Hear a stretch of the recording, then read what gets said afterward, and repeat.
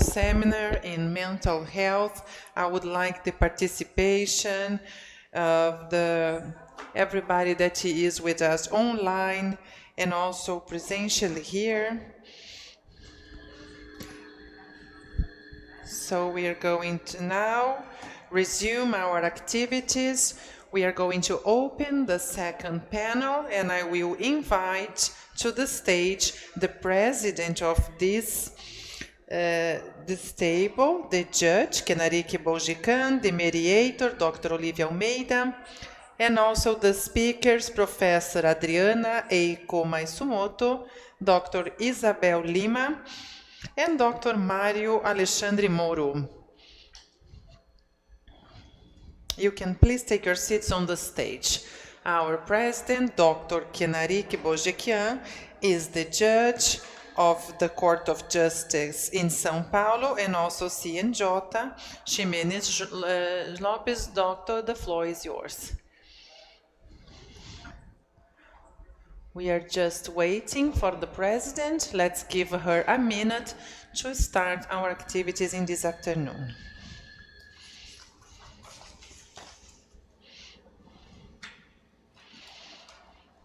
While we wait for the president, I would like to give you some information, both for you who are here presentially and the ones that are with us online. It's necessary to register there. The certificates will be issued for the ones that are really 100% of presence, both for presential and online remote participation.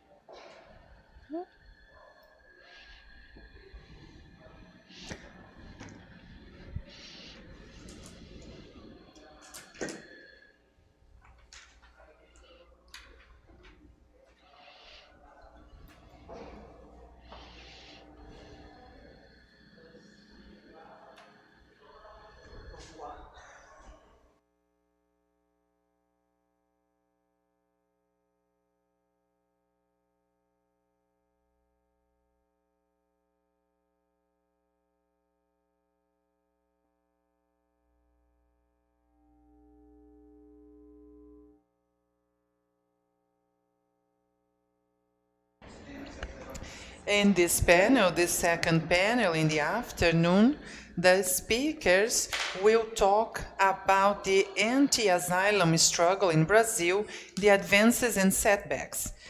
We are going to wait a little bit more for the Professor Adriana, to open our second panel.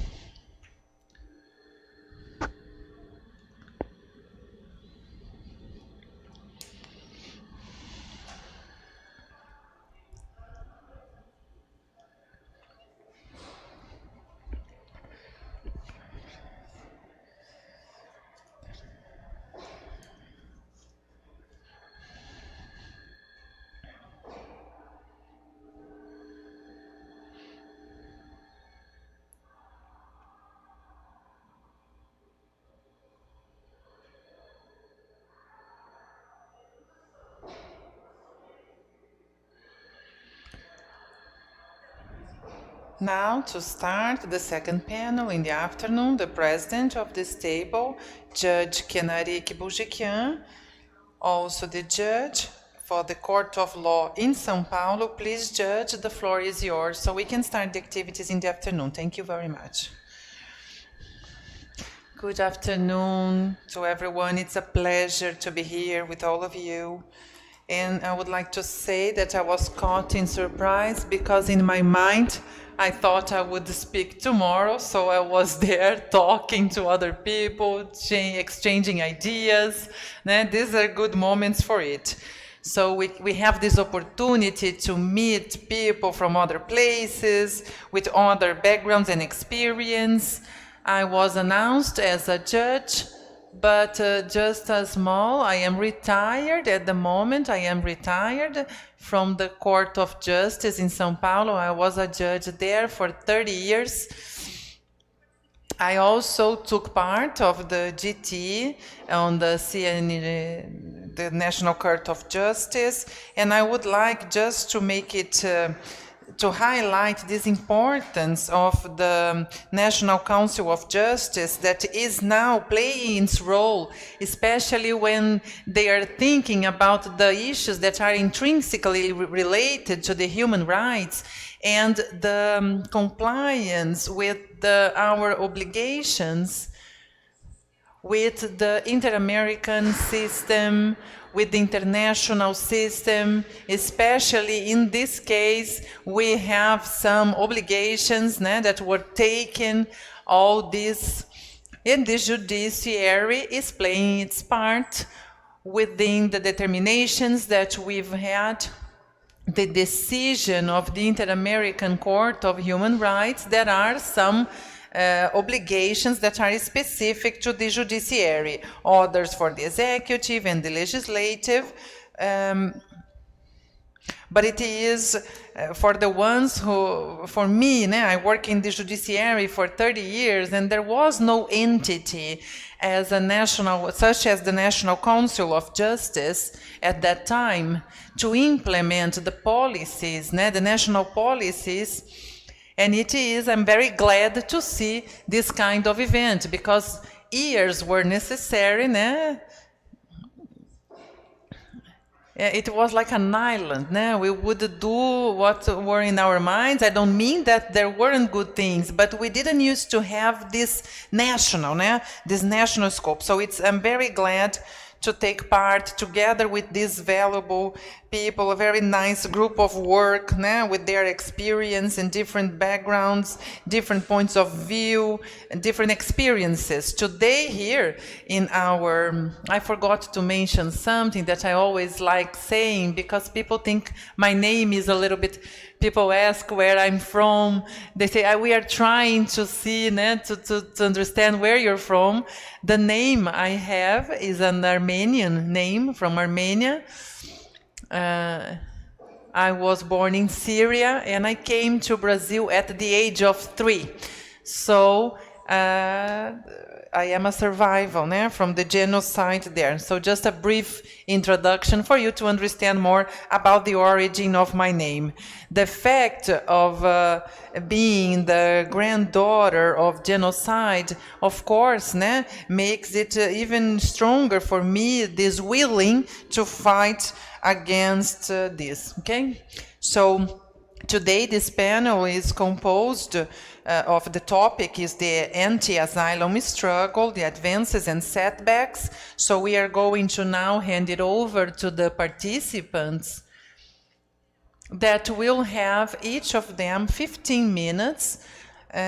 Dr. Fernanda is not going to be able to come, so we are going to have, we are a little bit behind schedule, so I will open the floor to Dr. Adriana Maisumoto, a dear friend of mine. I haven't seen her for a long time. She was always a reference for us in São Paulo, especially in São Paulo, because this is where I lived, and I worked. So she is a psychologist and also professor at Unifesp. She has doctorate in this, vice coordinator of the Observatory of Psychopolitical Trauma, and also an advisor for the prison system in São Paulo, director of the Brazilian Association of Psychology. So, Dr. Adriana, the floor is yours. Thank you very much, Dr. Kenarick. I would like to thank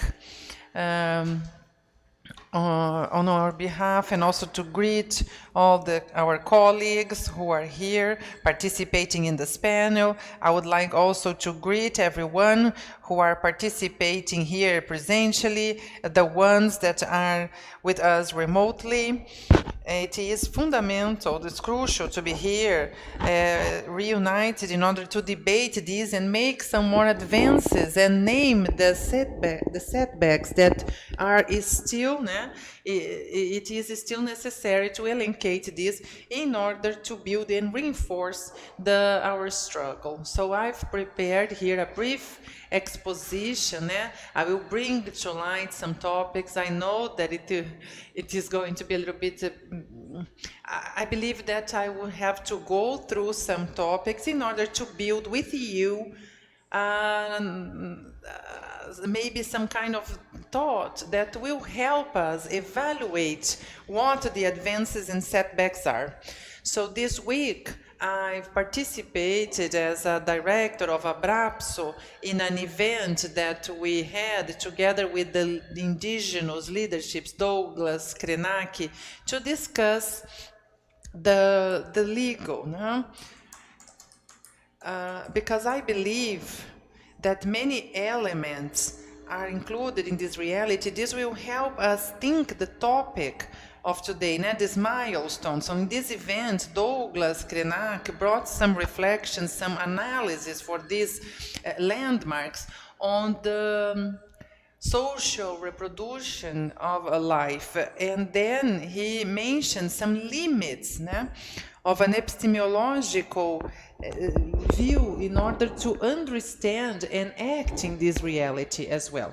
Two of these elements, I think, will help us to make advances in the topics today. One of them is the idea of existing living beings, understanding that this is for us, human beings, the other animals, nature itself as existent being, and at the same time, counterposition, the idea of a sustainability that brings us the idea of the possibility of this continuity of this life reproduction. So sustainable capitalism, when we think about this, we are thinking about the continuity of this system that we have lived in. And he brought us the indigenous comprehension that is elaborated by the participation on different international forums. I think an interesting element to consider in this anti-asylum struggle. So all the existing beings that have this alliance to build this. I will bring some topics. Talking about advances and setbacks in this struggle in Brazil demands for rescuing the ethical pollution dimension that would establish the logic of this anti-asylum. Such rescue would face us on the historical contradictions that anchored in racism, like drivers for this that he named as the colonialism in the power. So the nation, a Brazilian nation, is constituted on the act and violence. So it is therefore a result of violent contradictions imposed by social relations that developed, and to mention Walter Rodney, subdeveloped Africa, America, and how the reproducing this process, this kind of European universalism, like a centralism of the modern world. Here I'm also mentioning some articulations with the analysis brought from Samir Amir on the criticism of Eurocentrism. These are also important elements to consider in this perspective, this anti-asylum perspective.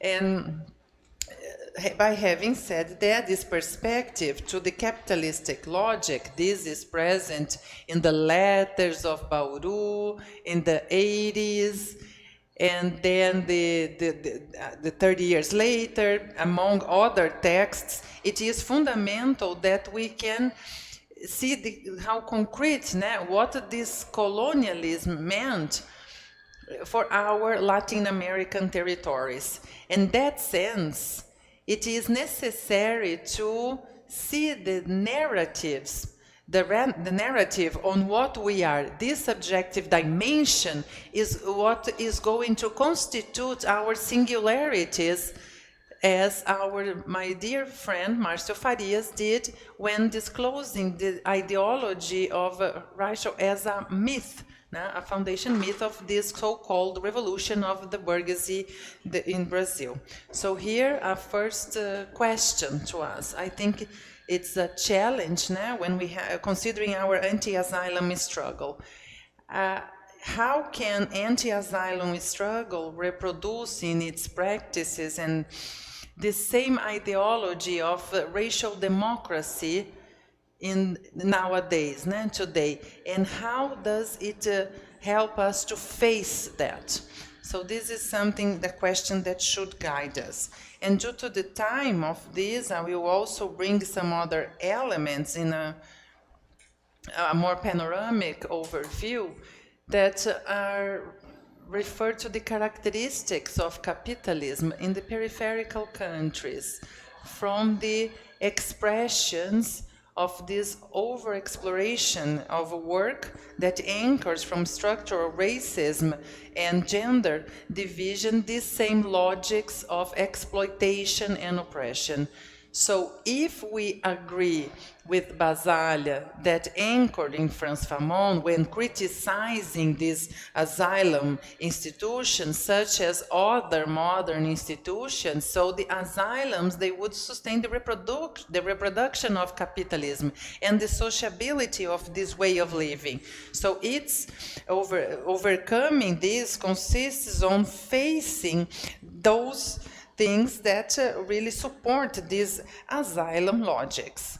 Because after all, we are fighting for the sustainability of these logics, applying these asylum logics to some specific people, such as the insane judiciary patients, people with psychic suffering, or it would imply some reparations of these wounds resulting from this colonial trauma.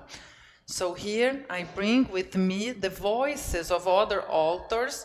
So I am mentioning Raquel Gouveia, Emiliano Camargo de Davia, among others, who says that talking about and acting on facing asylum means to reveal that this so-called Holocaust, it is in its essence updating the black ships that transported the black, and it also tells in its stories of struggles.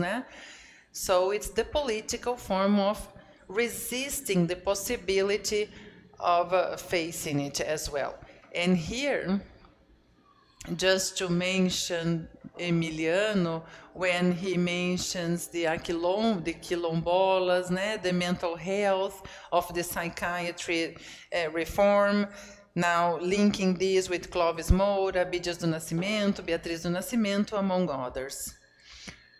Well, we are here talking about a reality that puts two processes together. These are sustain this existing mode of our society. So pathologization that makes from the mental disorders the experience of insanity as a symptom, as a diagnosis, and the criminalization processes that the authors in criminology have taught us well. These are processes that are built in this primary, secondary criminalization and operate from the judicial. So this pathologization and criminalization sustain this social reproduction. So this is structure of machines that would mill people, let's say. So the Brazilian state that borns with slavery start criminalizing these struggles against this, the life condition after the abolition of slavery, and also criminalize some other expressions of culture. And here I talk about capoeira, and currently criminalizing the strategies of survival for those that are the workforce. So let's think about the meaning of this, this criminalization and the war against drugs. This means that this state in Brazil uses a set of technologies of domination in its historical development and legal apparatus. Here, it's important that together with the ideology of racial democracy, and we can reveal this, how it has operated in our So how this ideology of social defense affects us and invites us as a structure, judiciary, executive, legislative, to reproduce the same logics. The judiciary asylums are so expressions that persist in our realities. They are fruit of these violences and contradictions of what was produced as Brazil, and synthesize this social control if they operate from criminalization and pathologization. So this means that one of the challenges, the more concrete challenges we can name, is the abolition of the periculosity of the when it comes to safety measures. So understanding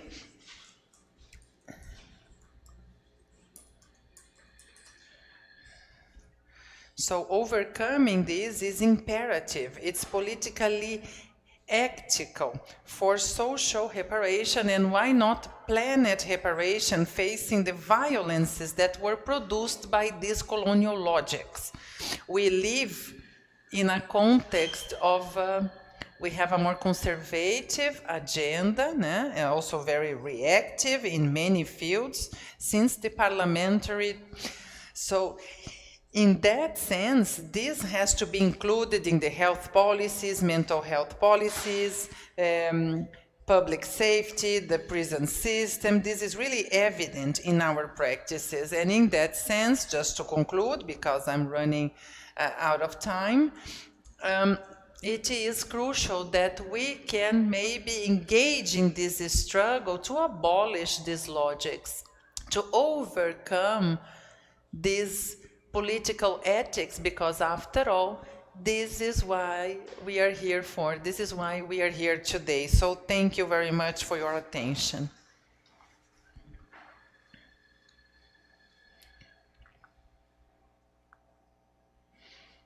Dr. Adriana always surprises us. Every speech, every time I hear her, I think it is like so many ideas. She went there back ago when we started here in Brazil, so it's always very nice to listen to her very inspiring words. Now we will invite Isabel Lima, a Master in Public Policies and Human Formation by the State University of Rio de Janeiro, and also coordinator of the Global Justice, that have been doing an exceptional work in the field of human rights, regional, also an old partner in this struggle. It's a pleasure to be here and to open the floor to you to talk about this topic today.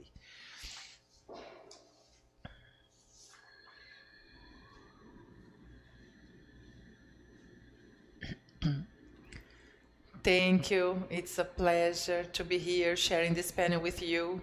I would like to start by greeting everyone here with us in this seminar, presentially or remotely. And on behalf of Global Justice, I would like to invite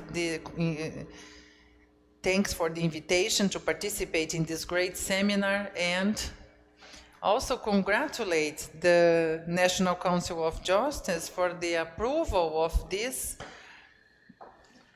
And I would like to show our support together with the many other manifestations of support of this resolution facing so many attacks, the contrary political forces, contrary to human rights, contrary to the advances of this struggle of us, that would represent a project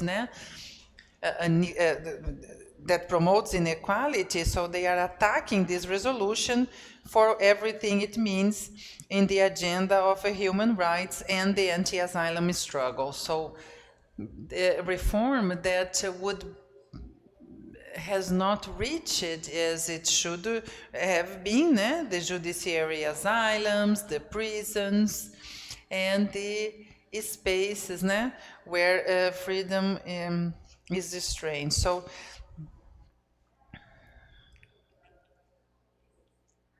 this seminar also brings together many players, and it is undoubtedly a moment to deepen this debate on the challenges that we are facing in this anti-asylum struggle, also the policies of mental health, the judiciary, and this way strengthen the ways to have an effective implementation of this resolution and the advances of the anti-asylum struggle in the country.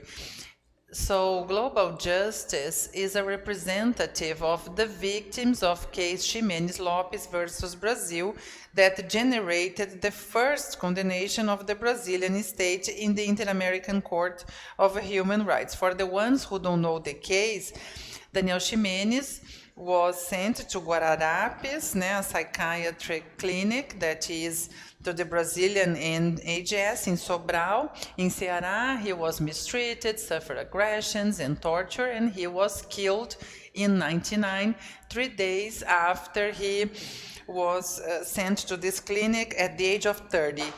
Very soon, his sister, Irene,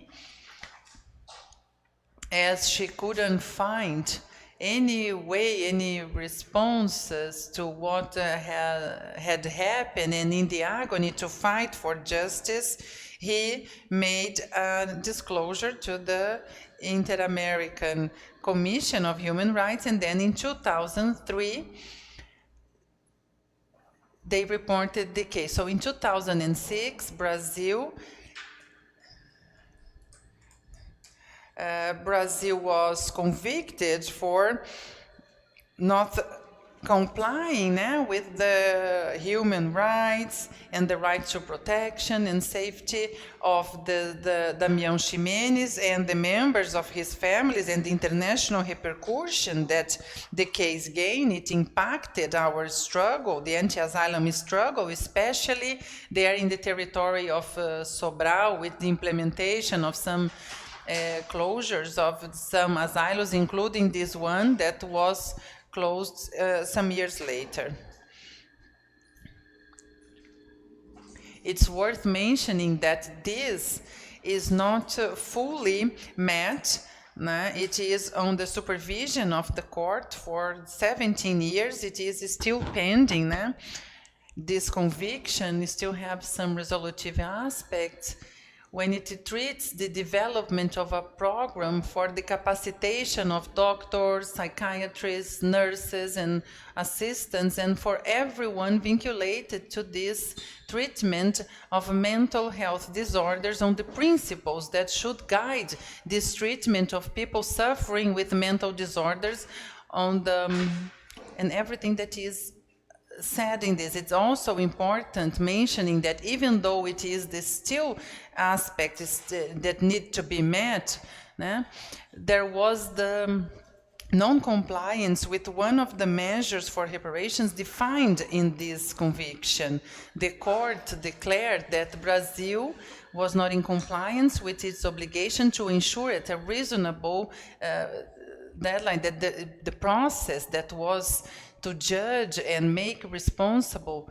So the country denied this, and the court then declared this, and they are going to inspect now this aspect. So there was not in the internal, there was no responsabilization for the death of Damião Ximenes. So it's also worth mentioning that we recognize the efforts of the country at the moment to really meet these related to the capacitation of this case. So we believe that it is about to have to be archived by the court, and that will be the second case. And the Brazil did not investigate the facts. So we understand that this would not allow the Brazilian state not to offer a solution, an answer that is compatible with international parameters for human rights and its own obligations in this sense. So we see that after years of inspection and understanding of this sentence, the Brazilian state has always shown an advancement in reform for psychiatric work as a commitment, as trying not to repeat elements, not to repeat mistake, and this is actually a big thing in the inter-American system. We have heard information on this point for some time when we see the reform of the psychiatric care has come to have this sort of a change in the context when you look at the sentence. And the Global Alliance has also, in the past years, have really looked at how we can remove those institutions and to offer replacement care. We see that there were setbacks in this, in the last few years when we look at mental health policies, as we see lack of resources, lack of investment, when we look at territorial services, lack of data, when we look at mental health policies in the last few years, basically. So when we look at these things, these setbacks, we should understand the lack of public financing when it comes to these therapies. I believe this is a topic that concerns everyone who is involved in this.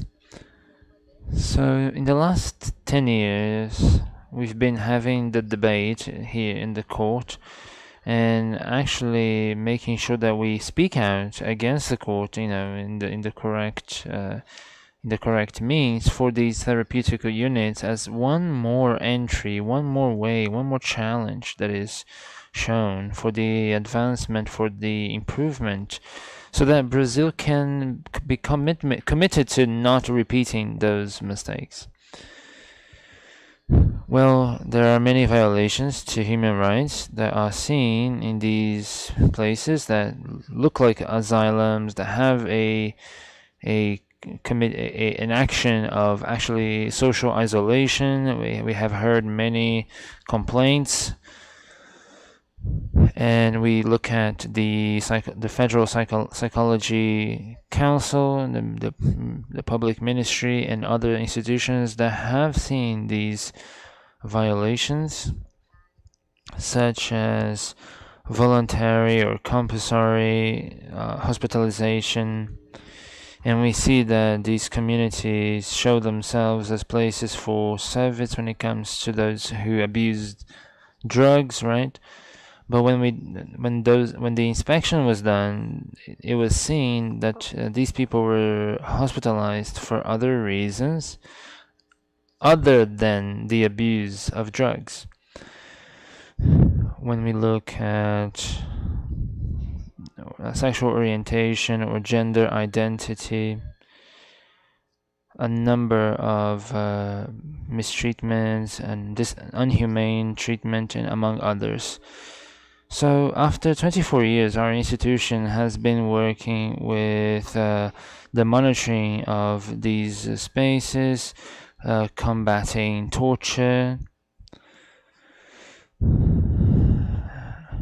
and everyone who knows these places, users, family members, anyone who has survived these situations, we look at the privation of freedom, of liberty in these places. They have their own characteristics that, really show a high level of violation of human rights, of torture, subjection to mistreatment, among other things. In Brazil, as Adriana told us, when we look at the incarceration, this control, this segregation that is exercised by the state, the violence, the violation that happens, these are historically marked by the criminalization of poverty, of racism, of gender violence. This has also been mentioned, right? So we see that not only here, but in the last panel also made a reference to this. What are the groups, the social groups that are mostly impacted by these things? So when we speak out against a case such as this, what we look for not only is the reparation for the victims, but also the determination of those non-repetition measures. These look into structural problems that have relationship with a concrete case that has been denounced. So what is a non-repetition measure? For example, the construction or the strengthening of public policies that can contribute to that violation not happening again. So in this way, we know the Demi Young case is a big one, really. It resulted in this first sentence, but there were many cases that happened before it, as we have heard. Part of this story that is very impacting that Daniela presented to us, and so many other cases have happened. And in this way, what we understand, what we affirm, what we add to this debate, to this perspective, is that we understand that the path, the effective measures, goes through the construction of a society without asylums to guarantee the care for freedom, mental health policies, anti-asylum measures that protect human rights. Without a doubt, this last resolution from CNJ adds up to this effort to strengthen, to strengthen this path. So thank you, so.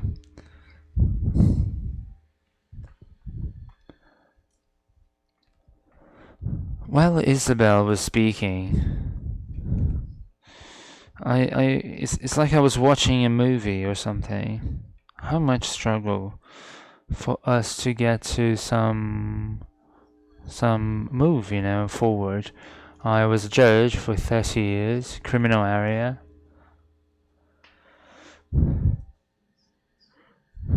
And this was one of the themes, that really were painful and difficult to handle, difficult for the lack of comprehension, So when we have a decision by the court, and on top of that we have the resolution from CNJ that has this idea of, formation and structuring not only the judge that acts in the system. This is actually in the decision. It's written in the decision in the Ximenez case. How much this is necessary so that we can tackle this on our daily practices. So be the psychologist, the judge, the prosecutor, the lawyer, whoever it might be. These are difficult paths of construction, and destruction is easy. Destruction is easy, really, and we see our short-term history, and we see that there were so many setbacks, but also there were movements forward, right? So when we see how CNJ has come up with this resolution, it is really a resolution on this matter. The sense of constructing, of working towards a policy, CNJ, that this policy, this public policy that refers to health, can be a reality for all involved. So I believe that it's good to highlight this. And remember that it all has the same thread, I mean, who are we talking about? Who is suffering, bottom line? So it is a measurement that is built through this perspective, you know. So I believe that Brazil still cannot, the court cannot really understand that this decision is accomplished, you know, because this is one of the points that is missing, and it's still missing, and we still have work to do in each one in their own spaces. Okay, so let's move on here in our panel discussion, and I will ask Maria Alexandra Moro, representative of the National Movement Anti-Asylum Movement. When it's about to end, like 5 minutes before, I'll let you know. Thank you.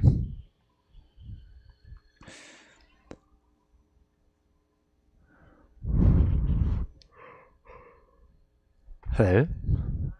Good afternoon. Good afternoon, everyone.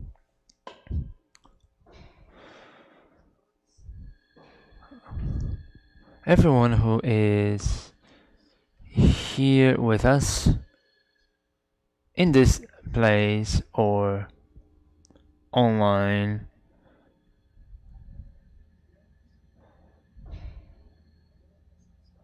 it's a great honor and satisfaction to be part of this gathering. Important seminar. I really want to congratulate the tribunal for having organized such an important event. It is important that we have this, you know, wide discussion looking at the anti-asylum policies and how this affects the judiciary system, and this should not, as we heard, it should not just remain as a legal discussion. We really look at this representation. I am one of a user of mental health treatment, and I have this opportunity to be part of this discussion. And I am proving to everyone who is hearing that even though I have this mental illness and I'm being treated for it, we are still capable of participating in such a discussion, looking at this anti-asylum struggle, the idea of maintaining our rights, public policies, and looking at a social structure. So I am from Santo André, Sao Paulo. I am a user of Capstress. This is a place where I have humanized healthcare after having been to an asylum twice. I am able to I have managed to become a very different person, and that's why I'm here. I am participating in such an event as this. I am here representing this category of people who have mental health issues, and the whole community. So we are looking at a conversation that has to do with mental health. I would like to remind every one of you that we need to highlight that it's not just mental health, it's mental health with an anti-asylum point to it. So when we talk about mental health, we consider therapeutical communities, asylums that are inserted in this network for psychosocial support, and this is a law 3880 2017. And we look at the fact that in Bauru, in Sao Paulo, we were celebrating 30 years of struggle, asylum struggle, and at the same time there was a movement being made in Brasilia at the CID, intersectorial work, and they did it, and they approved this act. So it was not even shared with the regional health council. It was not made possible for anyone to be really part of this discussion. People who are important to this cause, as we see the anti-asylum movement, the National Psychology Council. That's it. They decided, and that's it. And they did it this way. And through this, we received technical addendums, and those were used for the sake of buying electroshock devices with government money that is supposed to go to the Brazilian national health system. And talking about an effective practice, as you all have been able to see, you have seen that there are so many collateral damage when it comes to electroshock use. And so today we consider that because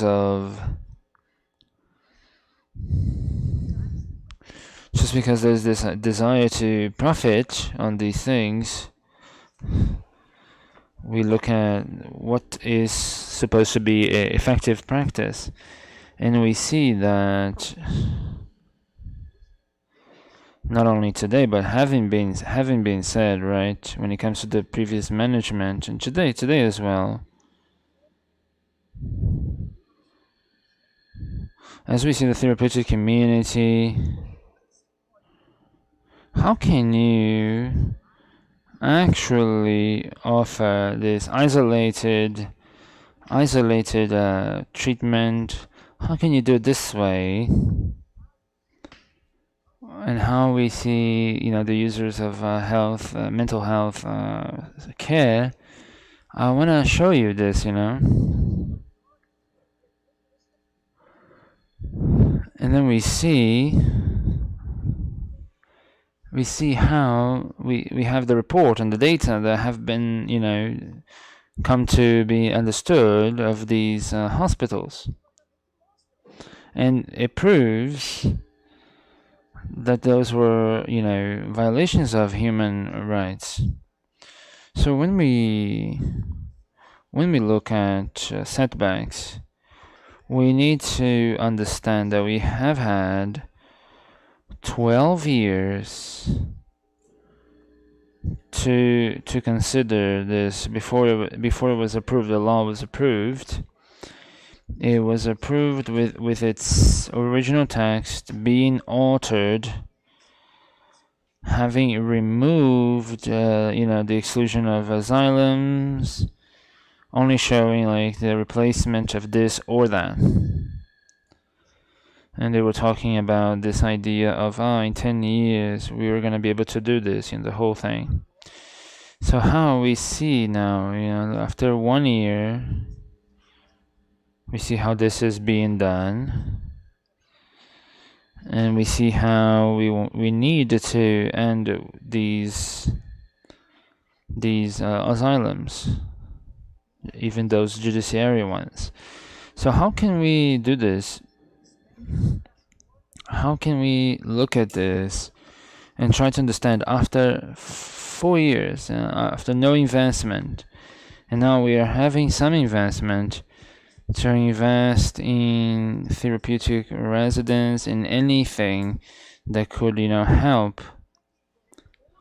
How can we do this? Because today, majority of people who can actually do this, they're there, with the things that they acquired with this management. So it is very important that we look at this after all this discussion we should look indeed at this. We should invite a movement, anti-asylum, to be part of these discussions, to be present here.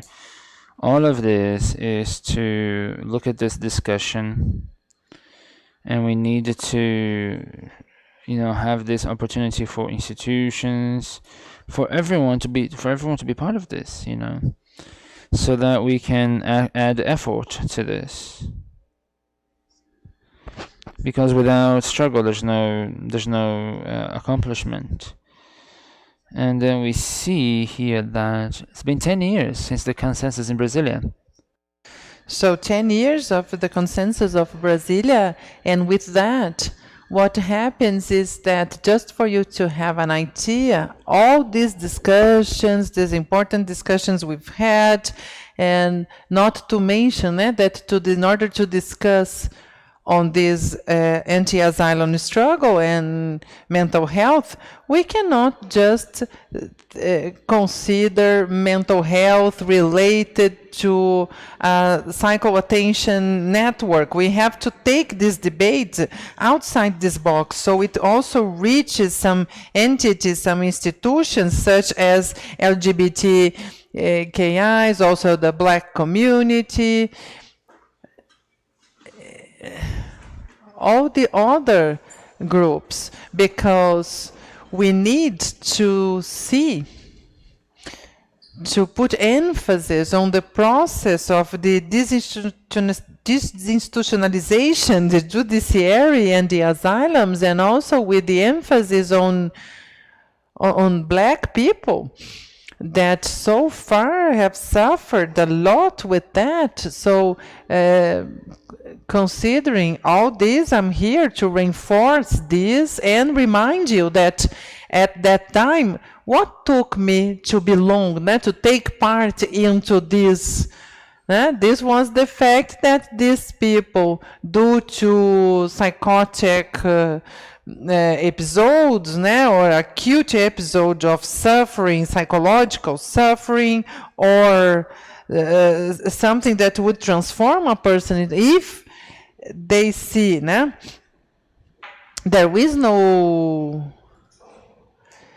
So if the person had an episode of a mental suffering, what's the way? The person would be sent to an asylum. So we need to be more aligned with this discussion, to move forward, to advance with investments on the process, to enable the units, the entities that we had, all the advances we have made. I think that now, not long time ago, we had some disclosure of people that were for the first time CAPES after a long time enabled, from 1 to 2, from 2 to 3. Because in the previous management, we've just heard about advances for therapeutical communities. This was the investment that was being made. So how can you talk about mental health prioritizing only the asylums as the only and best way to treat these people? And what we see logically, there will need to be a census, to see exactly who, these people who are there in the judiciary asylum, depending on the crime, depending on the degree, or the seriousness of it. This is not, some people are saying that we will open doors and all these people, the insane will be again on the streets. This is not going to happen. Of course, it's a big challenge, but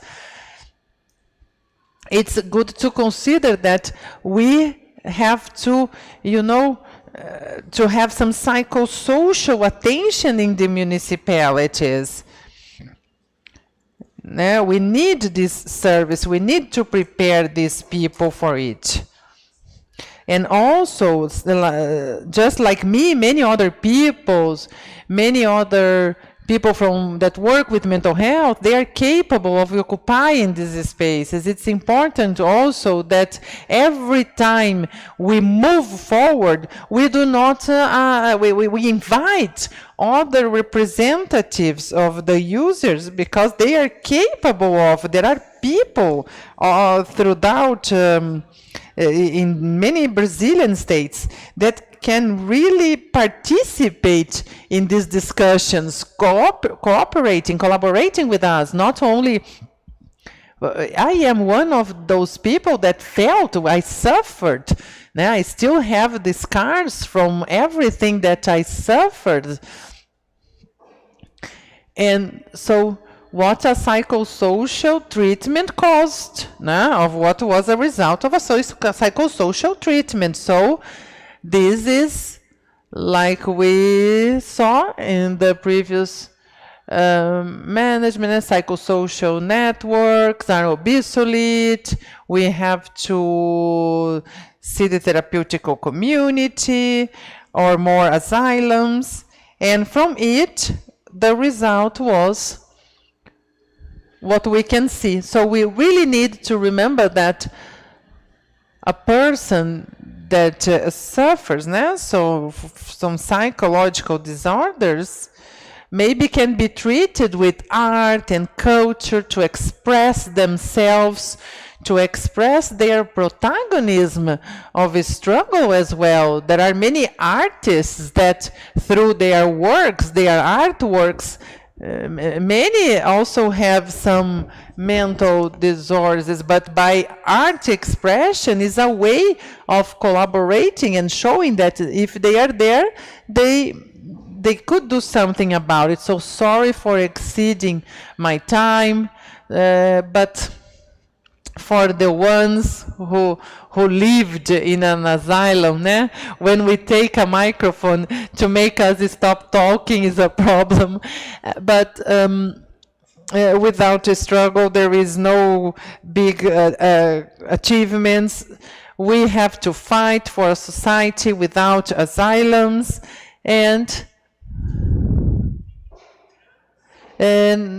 we cannot allow people to profit from people's insanity.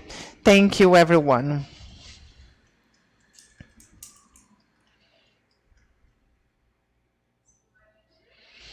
So it's a pleasure to listen to you, Mario. I think that for all of us, many lessons we learned with you. One of the first things he said that this is not a technical issue, judicial issue. I think it's important to highlight that because all this is not a technical purpose, or doctors or psychologists or psychiatrists or the judiciary, the prosecutors, the defenders, the lawyers. It is really beyond that. It's a social issue.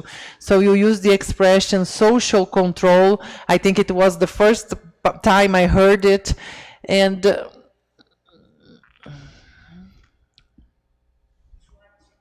yes, the users of psychoactive substances, they have to understand these people as the right, everybody has to be recognized, it's true. All these deserve our attention. They also have the right to speak. And another important issue that you pointed out is that something that Isabel also mentioned when it comes to the attacks to the resolution. She mentioned some attacks, and you more specifically talked about fake news, talking about some fake news that have been presented to the audience, because we live in a time that this is something really constant, really frequent. It's a moment the humanity is going through, and it is a way of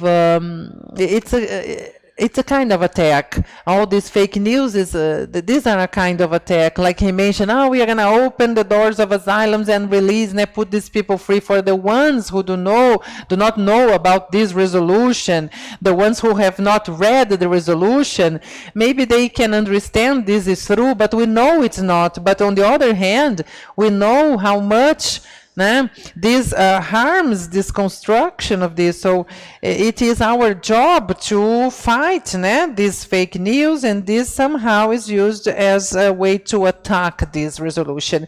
And just now to open the floor to the, you mentioned art, and there is a space in Rio that I recommend everybody who have the opportunity to go there, which is the Museum Danísio da Silveira. Yeah, we say Denisia for the work she has done, but there is another name which is Isabel. If you have the opportunity, if you are in Rio for any reason and can visit, there is a lot to learn there in this museum. It's a place that really tells us about the story of many people who have been through these systems. And just to conclude, I would like to... I talked about arts, né? And also investment. I think it's indeed necessary some investment in this when it comes to mental health, anti-asylum, né? That I'm really highlighting here. So a minute for the ones who want to complement this. And in this sequence, we are going to invite Olivia. She is from the Insanity and Citizenship from the Federal University of Paraíba, and she's an assistant on Axis 3, né? The citizenship of the program. Né? So you can speak, and then we are going to open the floor to Olivia. Yes, I would like to compliment, just because I forgot mentioning, is that how are we now at the moment with all this discussion around retaking democracy and the country, all these discussions, but we cannot accept. This is undoubtedly the ministry, they are creating some departments to support therapeutical communities. Don't you think it is a setback? Because if you keep it present, in the head of many people, in the minds of many people, because asylums, they are not there just in the walls of this. This is in the mind of many people when it comes to prejudice. This happens a lot. And with all that, there is the anti-asylum struggle, its basis is spread all in different states in regions of Brazil, such as in São Paulo and in Rio, and Espírito Santo, Pernambuco. And through this is what we are trying to reinforce, this discussion on the rights of the people who go through this kind of suffering. Thank you. Just to complement, I lost the opening ceremony because my plane was late, and I don't know if they mentioned the composition of GT. Maybe they have, but the CNJ had this concern of bringing also users to participate on this debate. So this is a fruit of this work, this group work that was carried out by this GT group. So Olivia, if you can now talk to us, if you can present. Thank you. Good afternoon, everyone. So I would start by greeting everyone who are here presentially and remotely with us in this international seminar. And to start a little bit these last minutes of this panel, I would start by saying something that Mario brought us, which is in respect of the understanding that in a society, the struggle for an anti-asylum society is the transforma logics that is intrinsic in our social relationships that sustain this system that Daniela showed us in the morning, that kills many people and subjectives from decades. This movement has spoken out from the classic asylums to more two structures that were mentioned previously. And I would also like to mention the HCTP, the judiciary asylums, as the structures that also represent this logics. And with that, I remind, as we were saying in the beginning and this morning about the memories, how we need to retake these aspects of our stories, that the segments of the anti-asylum struggle has occupied many spaces, such as what was mentioned by Professor Adriana and Mario, which are the Bauru meetings there in the late 80s. In 1987, around 350 workers, mental health workers, they occupied the streets in Bauru asking for a society without asylum. So this in the late 80s.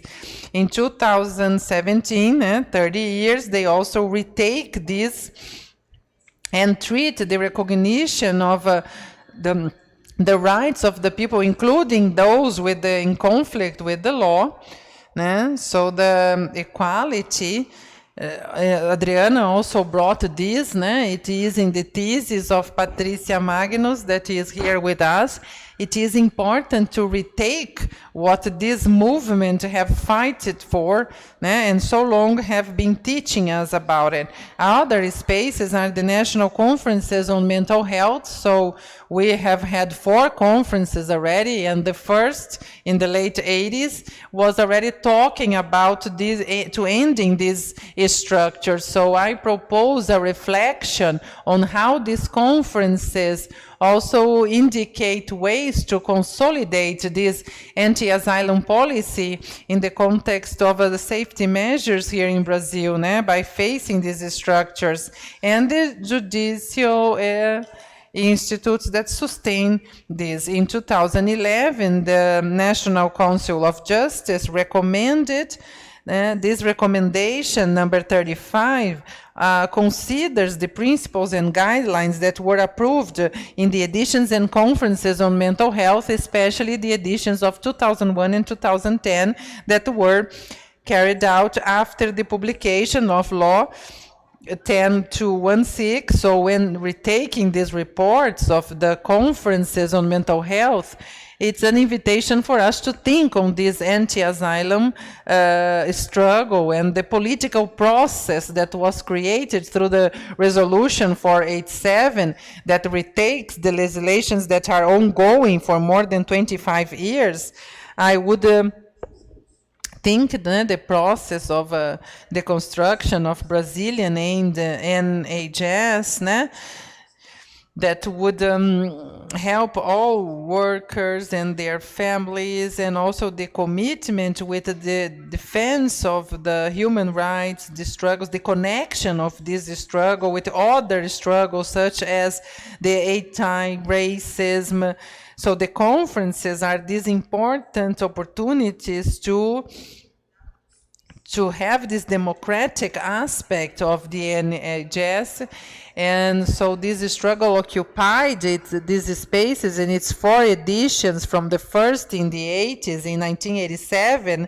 We can identify proposals that were approved from the debates of the delegates that were acting on that spaces, proposals that would be about the assimilation of these anti-asylum policies when treating the judiciary asylums as well. So from the late 80s, we have these reports of the conferences on mental health signaling this perspective. In the edition of 2001, that was the 3rd edition, with the publication of Law 10216, we also specified the public, the users that are that have their freedom, that are this participative construction on the health policies in Brazil. So the following editions will repeat these proposals. We will also treat the dissolution of these structures, the judiciary, asylums, especially on the resolution 487 of the event, and we will also treat the sensibilization, capacitation, and the involvement of different players for co-responsabilization on all these actions that involve the asylums today. In that sense, these reports will retake a perspective of qualifications of these by looking the context of the safety measures. Will propose the adoptions of measures, also the qualification and training and the incorporation of multidisciplinary teams, besides other aspects for the extinction of the asylums, which represent a historical challenge for the psychiatry reform in Brazil. I would now continue by reflecting, like Dr. Mario said, a perspective of thinking mental health and anti-asylum in a polysemic, intersectoral, plural, that also all the time can be used by the logic. So this is why this seminar is so important, and the presence of everyone here is so important. In that sense, also make a connection with the debate we are going to have soon.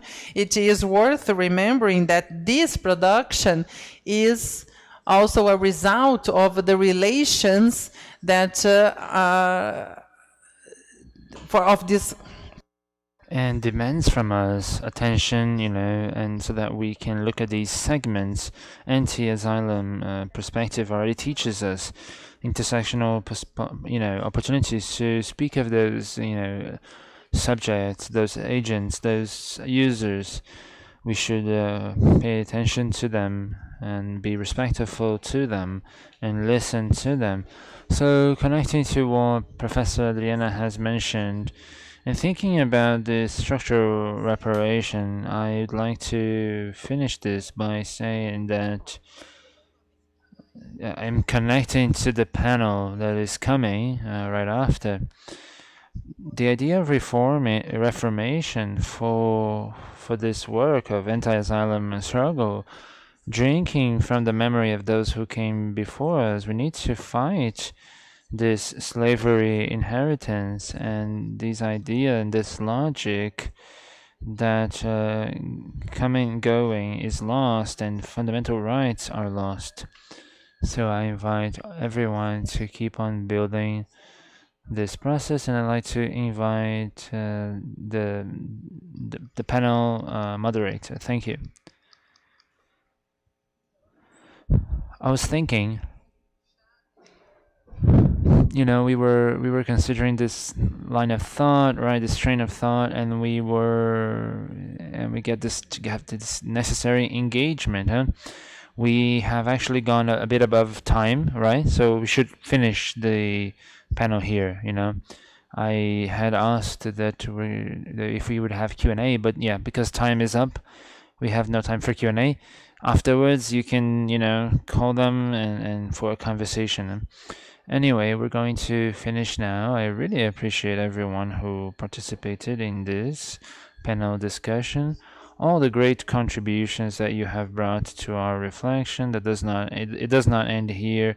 We're gonna keep on remembering these things. So I'd like to tell everyone who is here, everyone who's participating here, everyone who is here or online, I'd like to really appreciate the Tribunal of Paraná, saying that these experiences, in one way or another, it really helps us and really look at different strategies, and we need to definitely accept this invitation that Olivia has offered us. I need to move forward in this task to recognize dignity in all human beings and the right to live together in freedom. Yeah, the key word is definitely anti-asylum. So let's take a break until 4:30, and we return then. So, do you need anything? Any communication? All right. Okay. All good.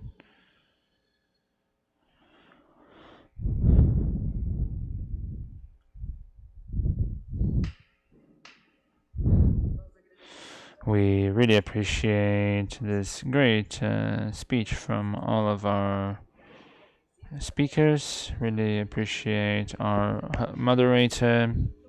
And now I'd like to let you guys know, I mean, everyone who's here, you should go to the entry hall so that you can wear the headset, because there is translation, right? You need an ID to. You can go slowly because there's half an hour for this, so we can avoid long queues. So thank you, and see you guys soon with the next panel. Thank you.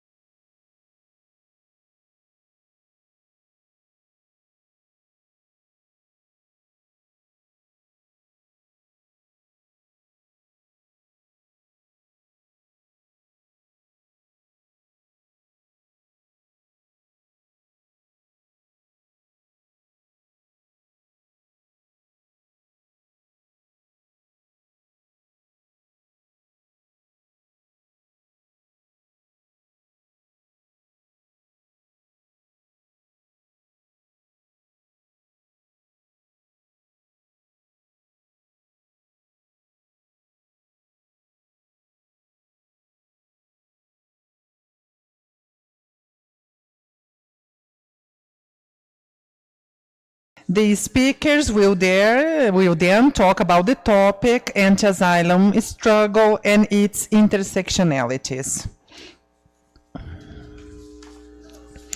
The president of table, Dr. Karen, is a judge in the Court of Law in Rio Grande do Sul, and also assistance from the presidents of the National Council of Justice, graduated in law by the Catholic University of Rio Grande do Sul, with a post-graduation in Passo Fundo, master in human rights, interculturality, and development by Pablo de Olavide in Spain.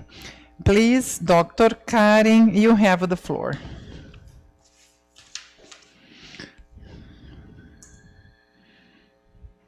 Can you hear me? Good afternoon. Good afternoon, ladies and gentlemen. Those who are here in person, the ones who joined us remotely.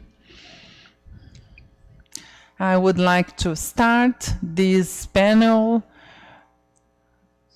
repeating that the words that were said in one of the scenes of the documentary exhibited in the morning. The panel that talks about the anti-asylum struggle and its intersectionalities, preceded by a documentary where a man opens a registry book of a place that was where a Holocaust took place and reads exactly like that. Black, black, mulatto, black, mulatto, black, white.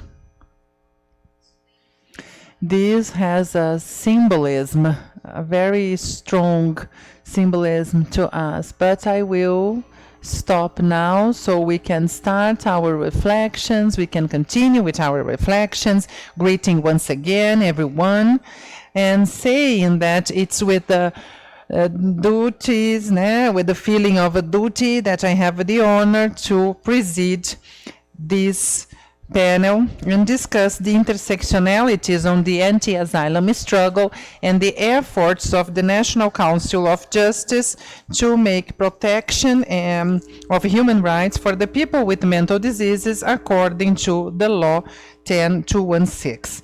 And to treat of such intersectionalities, it makes sense in a country where historically differences in race, gender, and social class, and why not saying physical health and mental health too, they were used as an instrument for punishment and privilege. So there are many ways to tell story. Either it is the story of humankind, of a person, or a specific topic. And one of the ways to tell the story is anachronically with the silence. That is, to silence is also a strategy to tell stories. This is what happened to the black people, indigenous people, slaves, whose voices are still silent or listened through struggle and resistance, which even now demand for its descendants to speak out loud, not to have their dignities erased. So this is something to be considered. Chimamanda Ngozi Adichie warns for the dangers of only one history, a history of power that makes stories of certain people to be definite. For her, to whom I totally agree, insisting in this only story is to simplify existence, is not to look to many other stories that would form an individual or a group of individuals. And this is what has happened for the people suffering with mental disorders, but not only those who are in the prison system traditionally marked by processes and strategies of to try to silence those who impose themselves against any kind of punishment. History is told from the narratives, roles and identities, social roles and identities, and the white hegemony a condition, a fundamental condition for the domain of classes, professions, rights, and undoubtedly comfort and better health conditions. This, the exercise of power mentioned by Chimamanda. If throughout the colonization processes, the slavery process, suffering was over the bodies of individuals that were considered non-humans, our colonial heritage denied this, and this reproduces direct effects on these people and the potentiality of resistance, creativity, and the voices. Those effects are even more evident when we see the dimension of gender and the processes of the subalterns between men and women, which also generate many kinds of violence, especially through the control of bodies, desires, sexuality of women and their social role and professional role, many times casually female, which is considered insanity. Such processes impact directly the suffering conditions, both physical and psychological. Besides the silencing their identities and social role, history is also told by what it annihilates. So even when we overcome the barriers imposed and the multiple strategies of subalternization, violence is still there, reaching women and black. But this is also through other strategies, including the process of the selection process that characterizes the prison system in Brazil. There is an overrepresentation of black which are in jail, and according to updated data of CZPEM, a total of 68% of the people under arrest in a country which population is around 56%. If this selection, racial selection, shows the evidence of racism, structural racism in Brazil, this is even worse when we treat the safety measures. These have been used as an instrument of maintenance of those people in prison system, potentialized when we talk about people and bodies that didn't have any kind of height. They were not being considered humans. It was part of an asset of the inventories that are documented. Discussing and implementing effectively the law 10216 is not only an obligation of the Brazilian state, it's an urge which has not been fulfilled for decades. And the safety measures is against the psychiatric reform and the anti-asylum resolution, which is reinforced by Resolution 407. There is no doubt on the challenges of implementing these structures, networks, services, and this monitoring of these people with the mental diseases in the health system, but also undoubtedly this omission in the state to enforce the law is just justified by its character, patriarchal and elitist character, and its evidence is in its punishment measures, using a model for the to deal the situations with the problems with the law. So this is evident that this struggle is necessary to defend our Brazilian HNS, and we need to improve this structure to overcome this model of punishment and the kind of treatment destined to these people. And this is why this panel is especially interesting to us, to bring this topic to the light when it comes to racism, gender, age, social class, that would impact the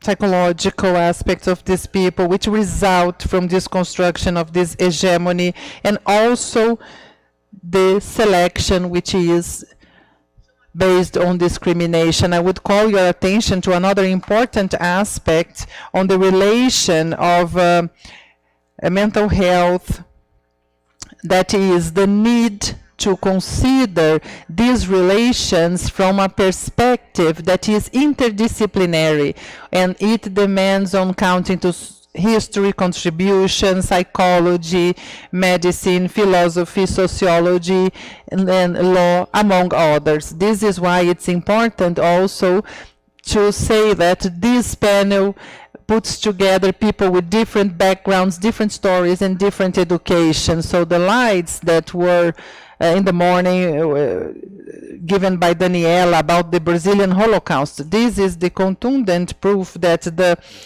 color of skin, gender, and other differences imposes different experiences, violent experience for those who live, and as it was said in the documentary, who sees the world differently. We cannot avoid when we see those images, we question where was the justice system at that time? Where was justice system at that time?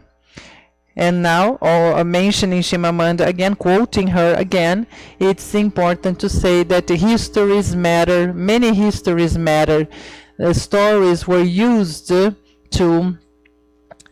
can be used to empower and humanize. Stories can help with the dignity of these people and also recovered it. So I will conclude my initial speech here in this panel, certain that we are going to leave this seminar able to face this and more capable of understanding the intersectionalities in this field and produce other voices and make other stories visible, so we can move forward with our anti-asylum policy. And in the future, if someone asks us, we will be able to say proudly that today we were here. Thank you very much. And now I will hand it over to our speakers. So I will start with Professor Doctor and Master by the University Ludwig Maximilian from Munich in Germany, Alaor Carlos Lopes Leite. Thank you. Thank you, Karen, for introducing me. I have been listening to your words when you were, starting up, and I'm happy to share this panel with my colleagues. I'm sorry I can't be there with you.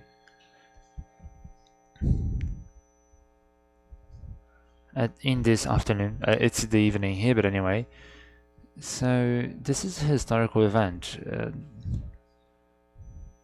This is happening in my city, right? So it's so special.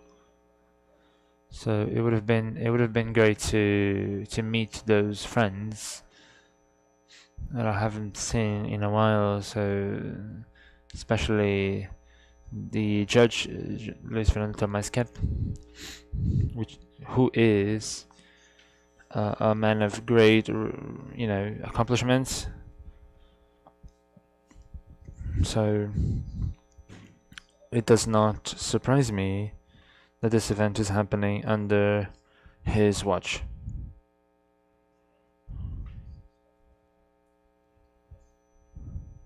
And I can say that he is my friend. I'm happy to say that. So I'm afraid I'm not up to the task.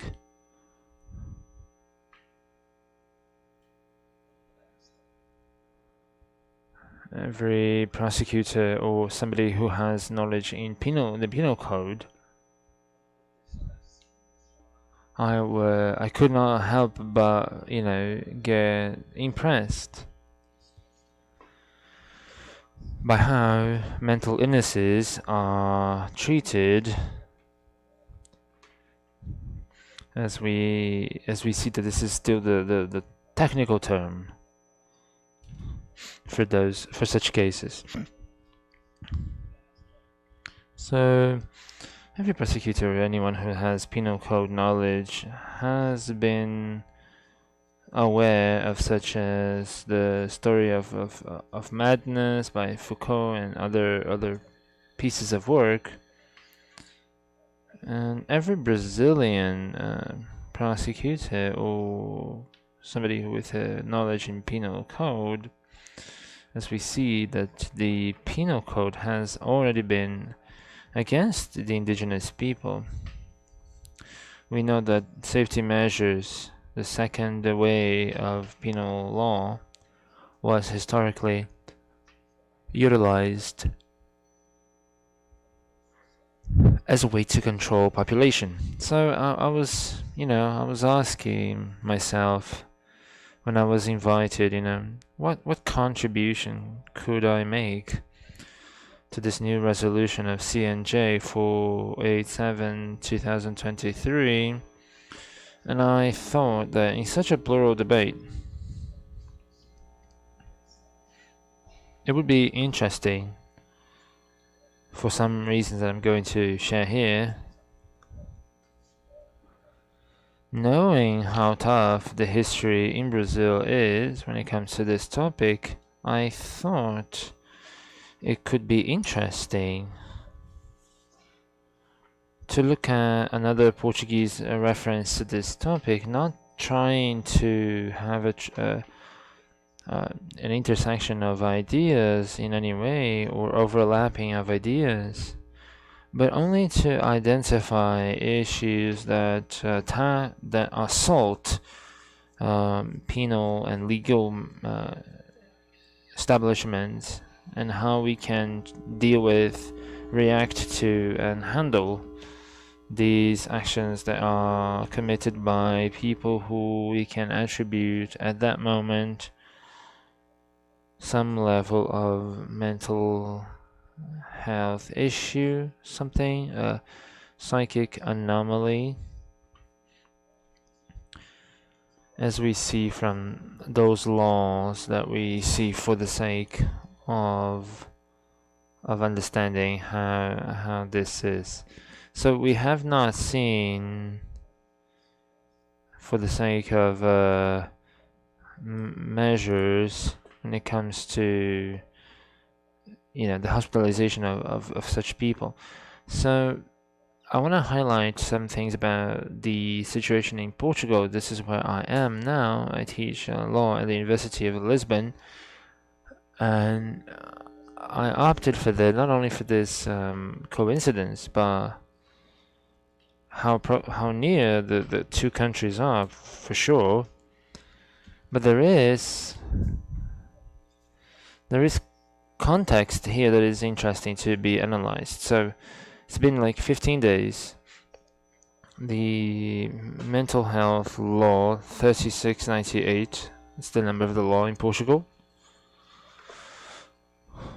It's a reformation to the law, and it was seen by the Congress, by the Parliament, and a new project was brought to tackle mental health issues, safety issues for anyone who suffers from any sort of illness. It has been completely changed. So we have heard that looking at a prison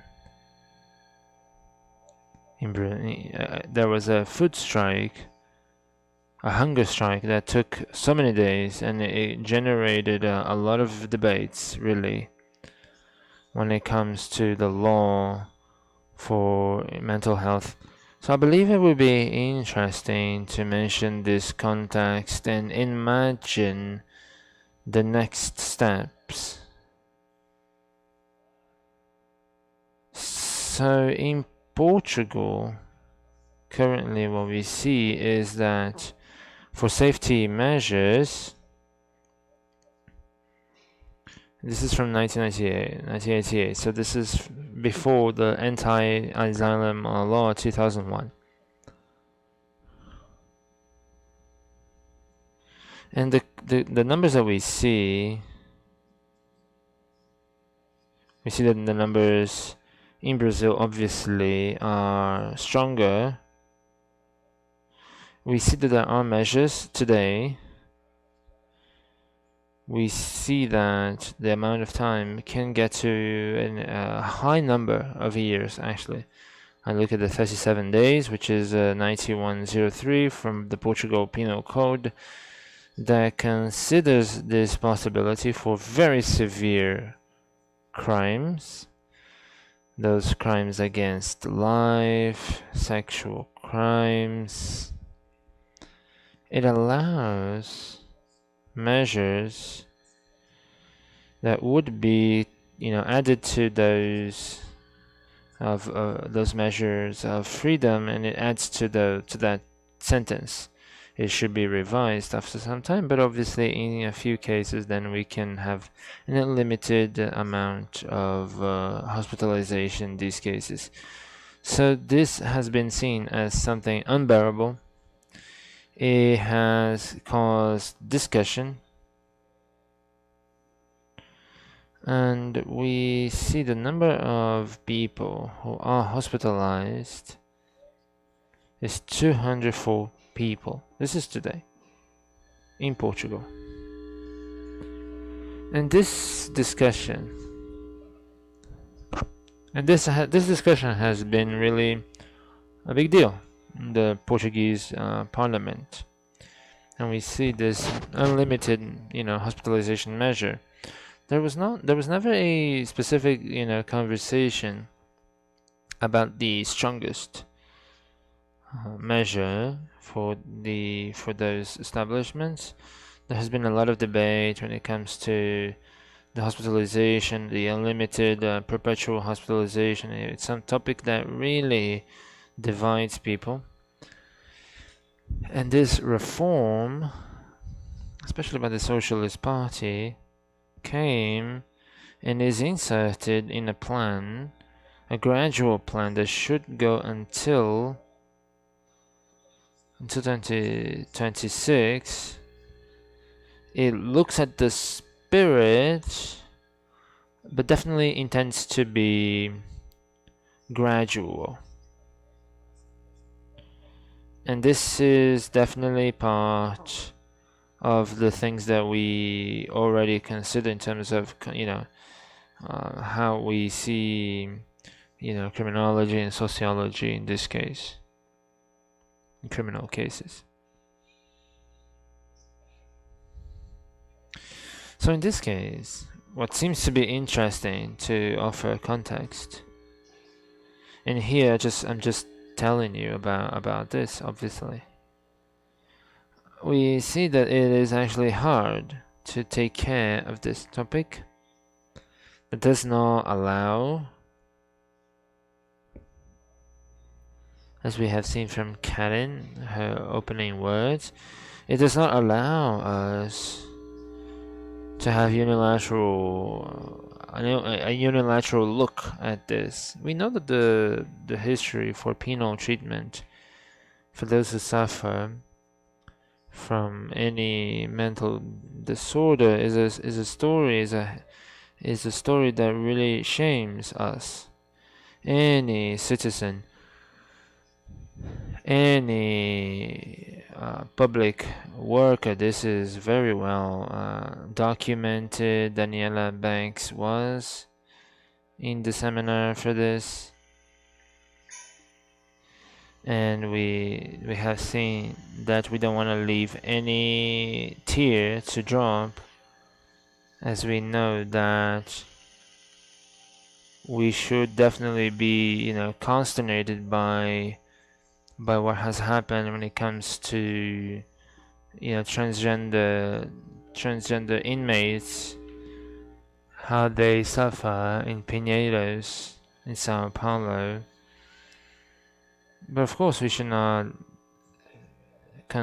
leave behind those clinical cases outside of those those severe sexual crimes against children and crimes against life. In this sense, when it comes to hospitalization, does not seem to be an answer deus ex machina for such action.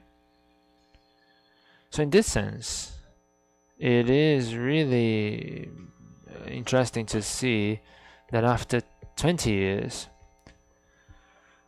as Karen has said, there was this step towards that anti-asylum utopia, which is called, in Portuguese, deinstitutionalization.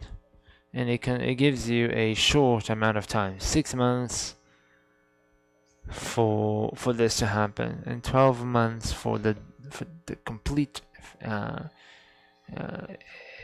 elimination of these such places.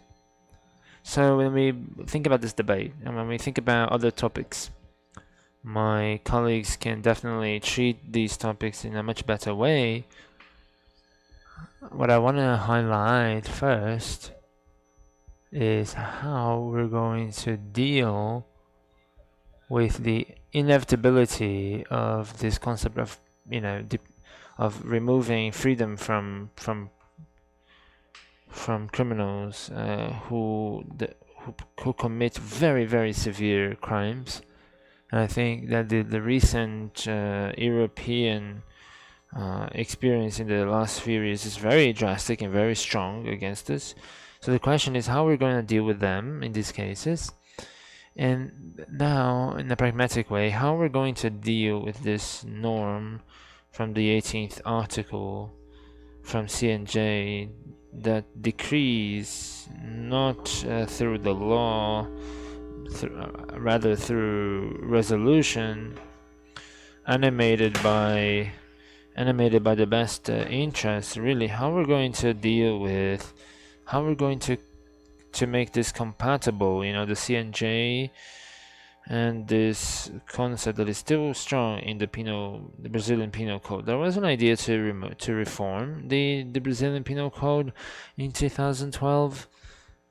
The idea was the opposite way of what we were struggling against. And when it comes to the anti-asylum movement, there was a lot of resistance for this, and myself and other colleagues, we were able to write an alternative paper on that, and I remember that we saw the experience from Minas Gerais, and we've seen like the Pai Pejata, which is a project for this. So there are experiences in Brazil, isolated experiences in Brazil, that breathe this ambience, this anti-asylum ambience. But since this is a state issue, we know that this Portuguese reform comes through legislative work. It's probably important to think how we should deal with this. How we should first of all look at a truly penal treatment for a few cases, for severe cases that evidently are exceptional and evidently cannot serve as a reason for the state to be unbearable in terms of eternalizing this issue, but how to deal with these cases and how to deal with this in a pragmatic manner without any viability, because it's incompatible with what we see today, in the penal code. So these are considerations that can be considered pragmatic, technical even, but I feel obliged to show them so that everything that unites us can also take us to concrete solutions possible to be established in real life. So this is how I finish my my speech, I feel that my colleagues will be much better to share on this topic. Better than me, and the best thing that I can do right now is to let them go and listen to them. Thank you.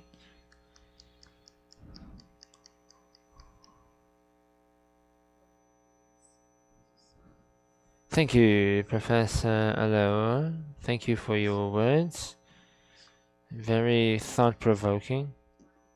I'd like to say two things. One would be the amount of time. He uses this amount of time. He says that the amount of time that we have established, 6 months and 12 months, is rather interesting. And this helps us really think about the time that is left behind, So how the law came to be, in 2001, and how we look at this and how we think this is little time.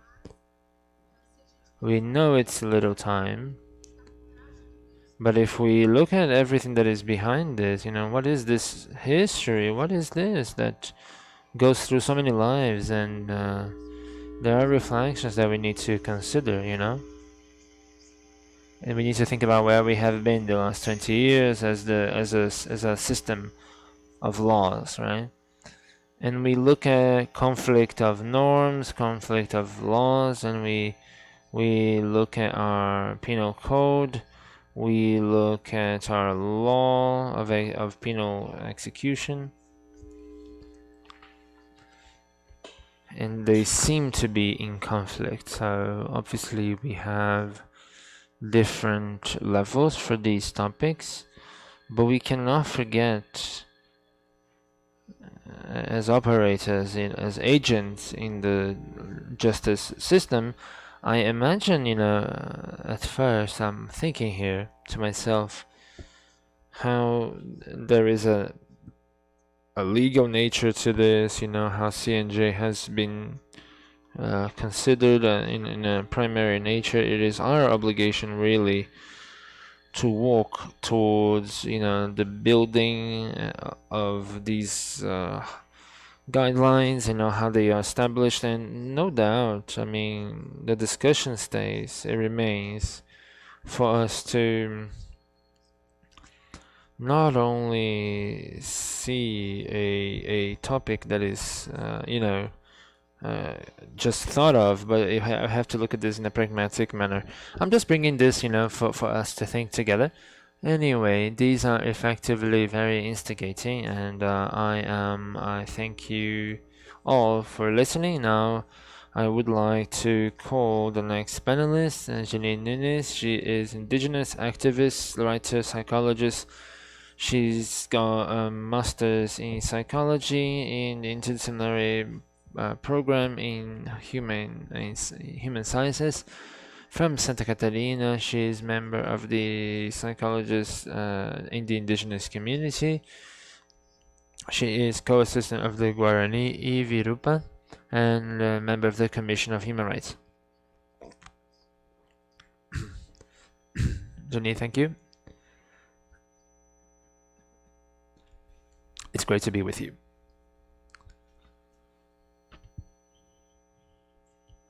Can you hear me? Thank you, Doctor. Good afternoon. I appreciate the invitation. I appreciate being invited. I greet the professor who spoke before me, everyone who is here, online also. I have thought of many ideas, and I wanted to share with you about my research, about my activism, and it would not be possible for me to begin without saying that this act, the temporal act, is violence against our people, against our way of life. I begin by saying this, considering that even though senators and ministers vote against it. Violence has been done just for the fact that this is open for discussion. Just for this, it's already this level of violence, and this is something that really touches me because these are struggles that get together in this struggle for the right to have autonomy. So we see that this is something that we always look into and consider, that we know that colonization has not ended. And let me say that what normally happens is that people might think that this means hatred, violence, but what I want to actually say is that our colonization operates in the name of salvation, good, care. So when we look at these violent practices, that the people who are, outside of this logic, this happens a lot in the name of the good, in the name of civilization, in the name of development, in the name of progress. So we have said that Brazil was not discovered, it was not only invaded, but it was invented. Because this nation that has Portuguese as its official language, that has its religion, Christianity, that has colonization as its historical point, it can only be affirmed in this manner through ethno-genocide of our peoples. So when we say that there are hundreds of indigenous languages in our territory, but they're not considered languages, so they're not recognized officially, what I'm saying is the people who are seeing me, I see that there is a symbol of Christianity here, and this place is supposed to be outside of any religious choice. So there's an ideology that inspires this practice. Of course, it's important to speak of such things, and we see the letters, the Jesuit letters. I see that the pedagogy, the way to teach through punishment it comes from this religious process.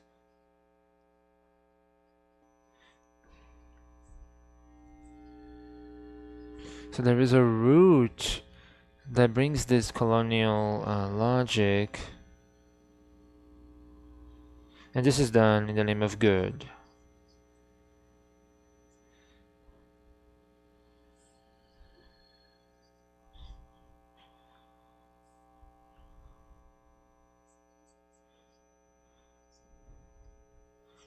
And we see how the idea of progress and the idea of being integrated in society. So oftentimes what we hear is that how indigenous people suffer racism, they will stop suffering racism when they stop being indigenous, which is the idea of the gay cure.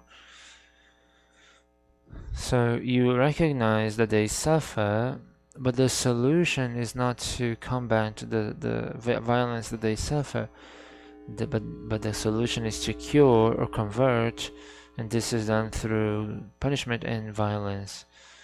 So another point that I want to bring is that the Constitution in 1988, our peoples had a place of being treated by the government, and we were in a position of people who did not know what was best for us, and we were forced to think that there was a superior force, being the government, that should take care of us.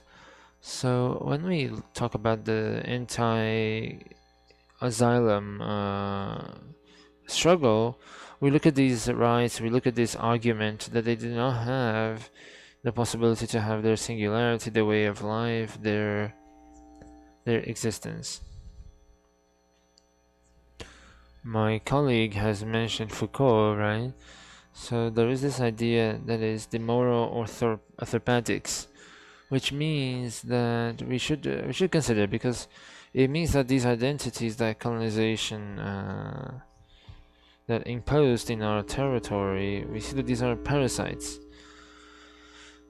They are parasites through our negation. So to have a supposedly normal society,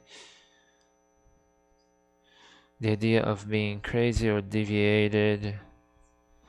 And then I wanna call you to think that who created prisons? Who created these asylums, these institutions? So these are people who are committing these crimes and thinking of intersectionality, but thinking intersectionality as these places of privilege. And we see the concept of heterosexuality or white supremacy or only one way of living.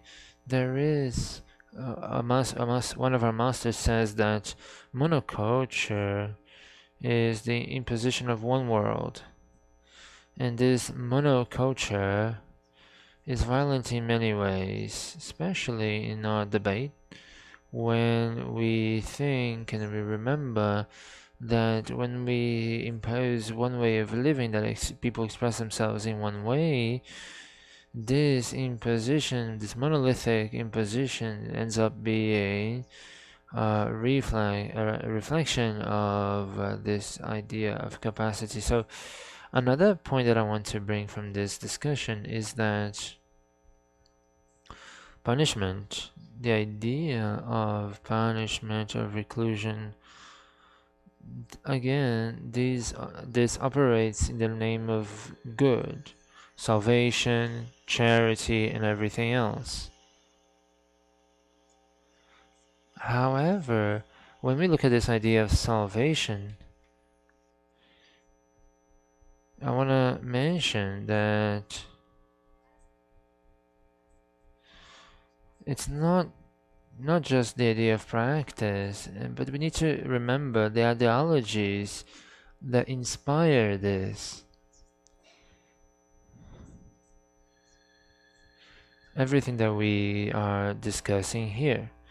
So I'm asking myself, if we ask people, do you agree that people, suffer from hunger, torture, violence? And I believe that people do not agree with that. However,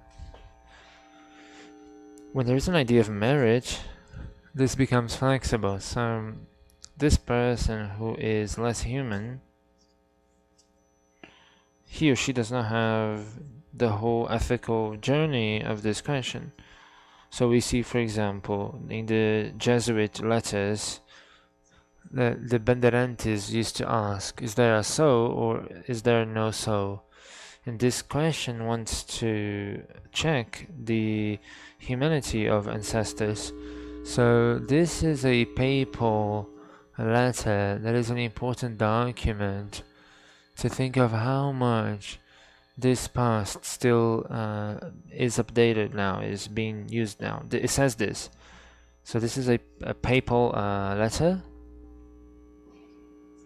from the year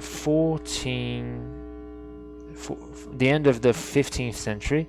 It says, we offer complete license to the King of Alphonse to invade, capture, defeat, and submit any pagan and other Christ enemies, any other of the enemies of Christ, wherever they are, and reduce them to perpetual slavery.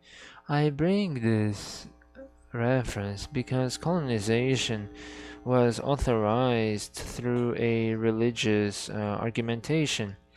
It is this Christian fundamentalism, as it has been discussed, has increased its relevance in therapeutic communities. I want to mention this because for our people, this question of is there a soul or not, we answer yes, we do have a soul, but we say that the river already also has a soul. Everything has a soul, and everything is has the right to live their life with health.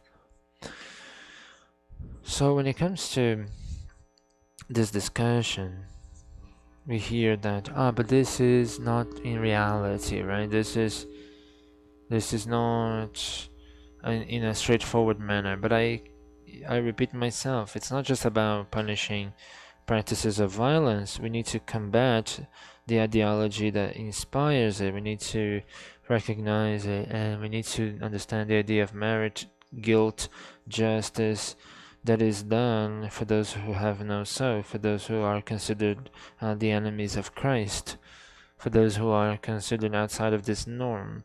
So I'd like to share with you a word from leadership. This was said by a master from the Kaigan community. He says, "The world of the whites are squared. They live in homes that looks like boxes, and they go from box to box, and they enter boxes that move to go from a box to another box. They are the people of box." So I'd like to invite everyone to think that no matter how important it is to look at reparation towards these violences, we should recall that we are part of the problem, and and and it's about, and we see that these violences thank you.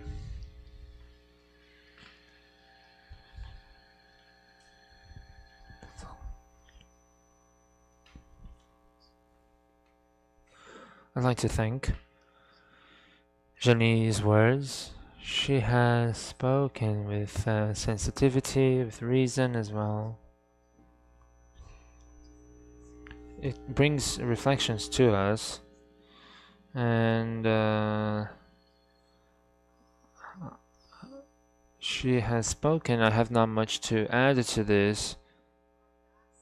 Well, one thing that we need to consider, I carry this in my work. I want to question this idea. What is good? What is in the name of good? What is good? What is bad? What is reason? What is not? So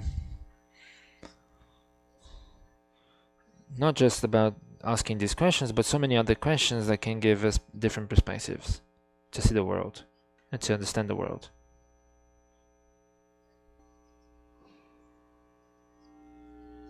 Thank you for your speech, and now I want to invite for debate, to continue debate.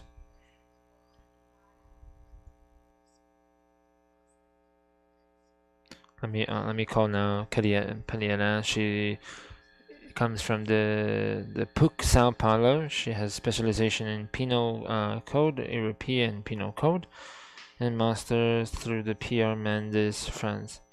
She is the coordinator of the Institute EZO. Poliana has 15 minutes. Thank you.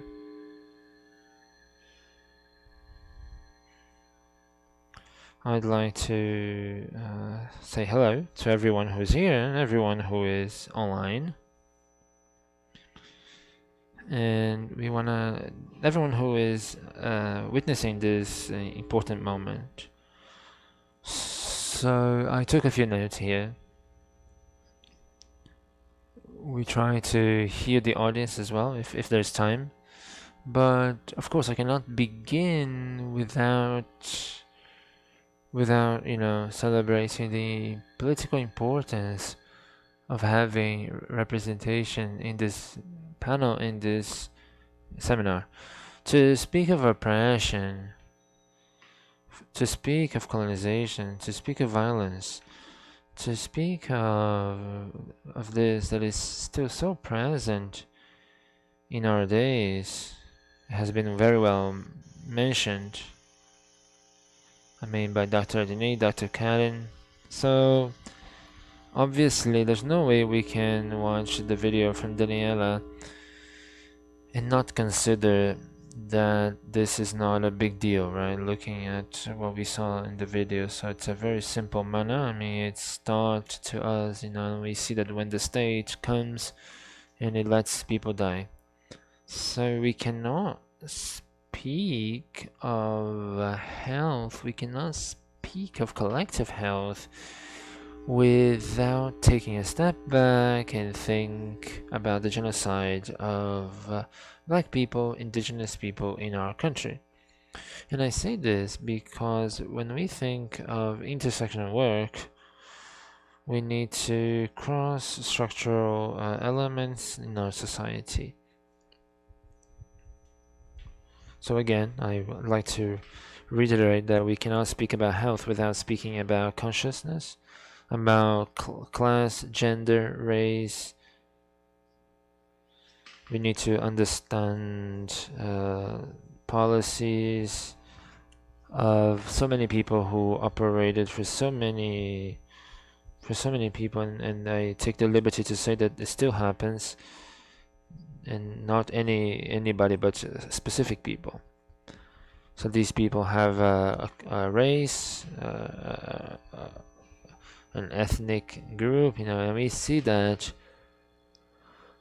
we can keep on highlighting this, looking at an institution, of looking at the privation of liberty. So these bodies, these people, these people who are complete in their identity, and they're thought to be deviated people, that Janine also mentioned. They didn't used to be. They were not deviated. They were just not undesired by a amount of people. They were women. They were men. They were children. They were people. So they were socially unrecognizable through violence. This is shameful in our history. It's a shameful part of our history. But this is a violence that has not ended. We just need to look at the reports, the inspections that are done. We can still see, unfortunately, that these images are still happening in many institutions in our country.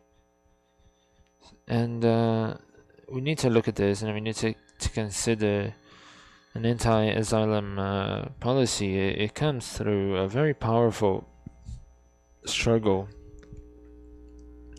And we cannot look at this in a binary manner. Our anguish, our pain is different because we are multiple people. This is suffering. It cannot be considered, and it cannot be taken. It cannot be put in a box. We are women. We are black women. We are indigenous women. We are mothers. We are so many, and each and every one of us suffers from these policies. So when we look at removing asylums in our society, it's not just look at the person with this stigma. It's to consider that there is a construction, there is a production, there is a consideration of this diversity of people. If you allow me, I would say that we need to still do this, remove the quotation marks. These are not crazy people. These are not people who committed crimes, be whatever the crime it is, and these are people who have diversity, and they have structured elements in society that also cross this. So in this sense, I understand. We're trying to understand the importance, all elements of race, of gender, and look at economic, social. That the patriarchy, that a sexist and patriarchal and racist society imposes. I'd like to ask the panel, how can we think of an efficacious public policy, anti-asylum that comprehends all these dimensions of the person. So not only to think of removing people from these institutions and ending these institutions, but also promoting these individuals who are autonomous, critical, and free. So how can we think of mental health, individual mental health, without thinking of collective mental health? And here, if you allow me, Dr. Karen, I'd like to invite for this reflection from our colleague. He brings to us this idea that it's important to think of the real treatment, a treatment that is truly penal. And we need to drink from the fountain. This struggle, this anti-asylum struggle, thinking that there are cases that should not be seen through this idea of a penal answer, rather a health answer. We are talking about such a policy, and I mean, this is it. And if there's time, I would like to be open to receive any questions. I don't know if there's time. Thank you.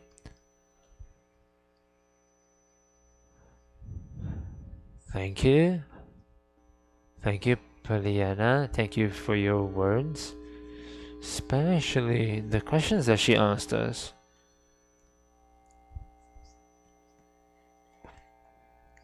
These are challenges, right? We are all here because we feel challenged, not by the legislation, the resolution. I believe that while we feel challenged about these things, about how to act, it is because we still believe in this is a place for us to be. Our mission also has come to an end. So anyway, I don't know if we have time. I don't know. I think the time is up. I don't know if there is time for questions. Let's see. Do we have time? I don't know.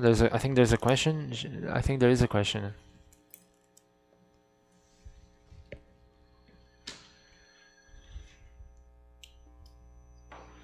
Shini, hello. Perhaps you'd like to answer? I think Alo is not online with us. He had to leave? Okay. I'm here, but thank you for the generosity. If you allow me, I have to leave. There's due to the time here.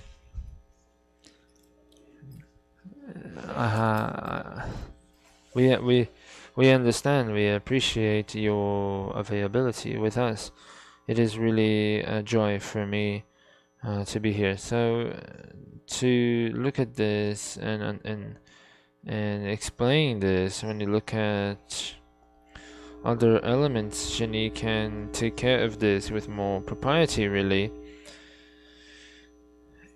It reminds me of somebody in England, and I think he has said this in Dubai.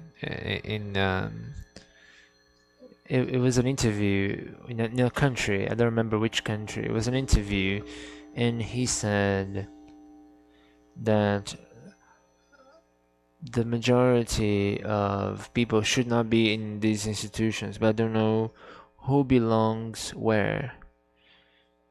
And the state chooses to have everyone there without any consideration. So when we look at this, when we see this, we see these conflicts.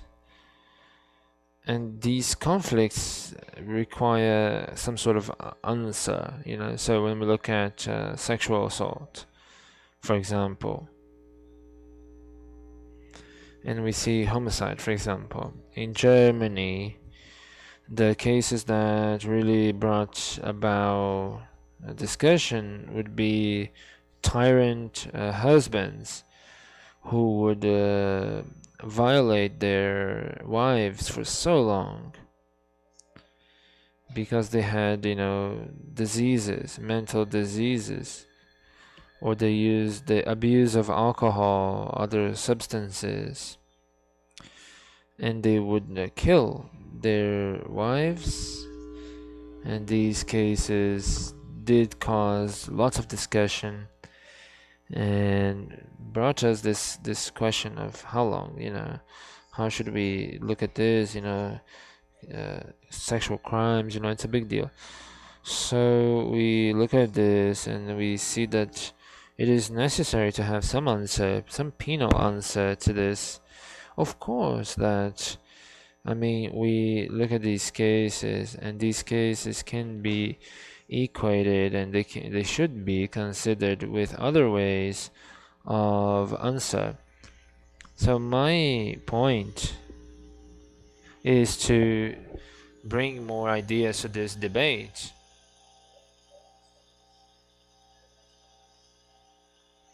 And we look at how we do this effectively, how we look at these precepts, how we fight, we continue fighting, how we keep on having this spectrum, have this secular failure of the model, of the current model.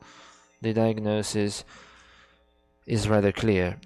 But of course, we don't want to mention or to block any topic, especially these topics that are brought to us to debate, and oftentimes they need efficacious answers, and they need to be understood, and the other cases need to receive good treatment. So it is important to equate these cases and get to an alternative that does not just look at penal treatment as the only way. This is the only thing I want to share. Thank you for this opportunity and the question that was asked. Thank you. Thank you, Professor. So thank you. See you next time, and we appreciate you being here. So, Ginny? I also thank you for your words, and I'd like to tell you that when we look at cases of sexual violence, misogynistic violence, they are fruit of the feminicide. I believe this is a very important debate, because the people who do this, who do misogynistic actions and LGBT transphobic, it seems to be in another group that is different from this. Misogyny is not crazy, but it's not being crazy, but being insane.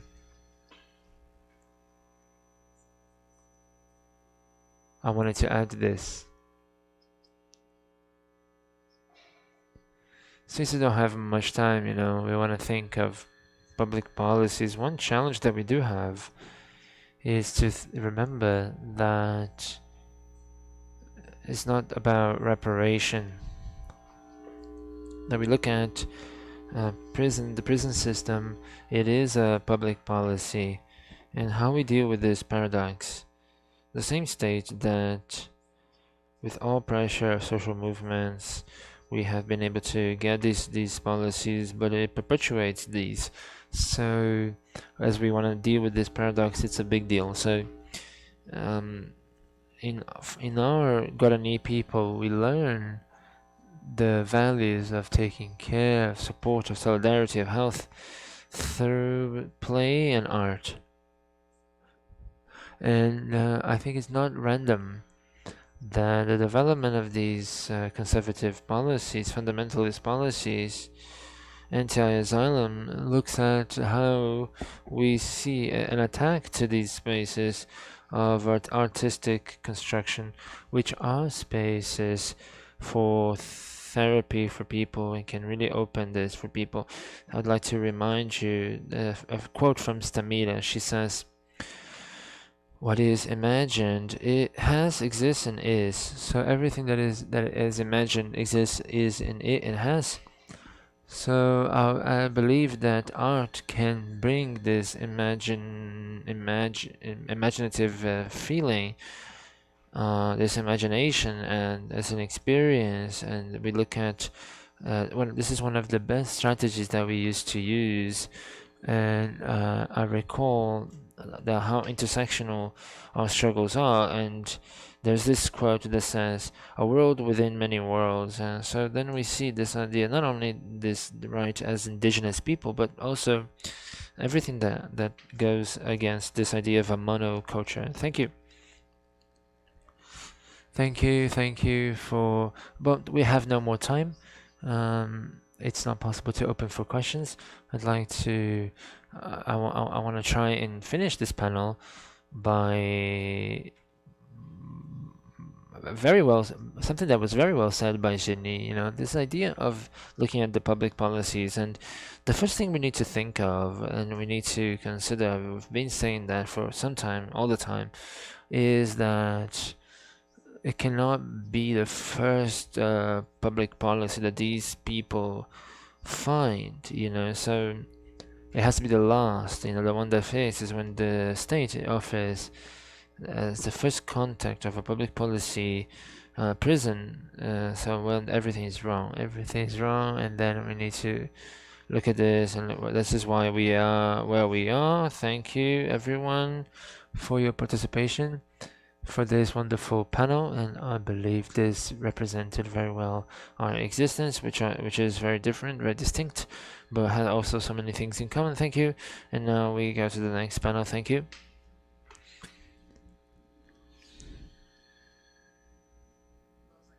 We thank you, the moderator, Dr. Karen Louise Villanova de Souza, Batista de Souza, our panelists, for their participation in this panel. So thank you. And now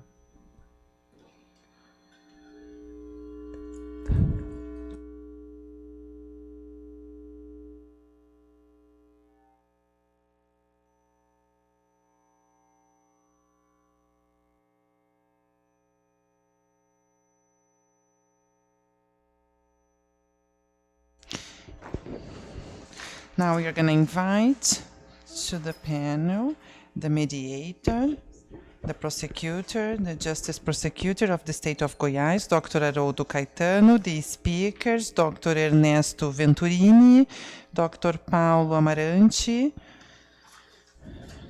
Dr. Ana Paula Freitas Gujor, Dr. Sônia Barros. This conference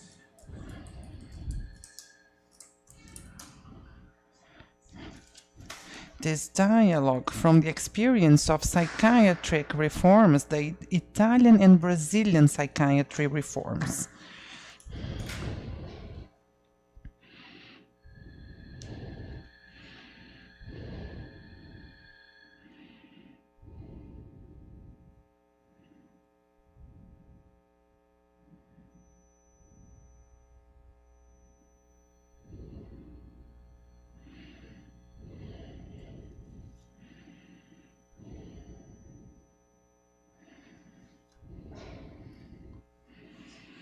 The mediator, Dr. Haroldo Caetano, is graduated in law by PUC Goiás, master in penal sciences, a master in psychology, a prosecutor in the state of Goiás, and the winner of Innovari Award.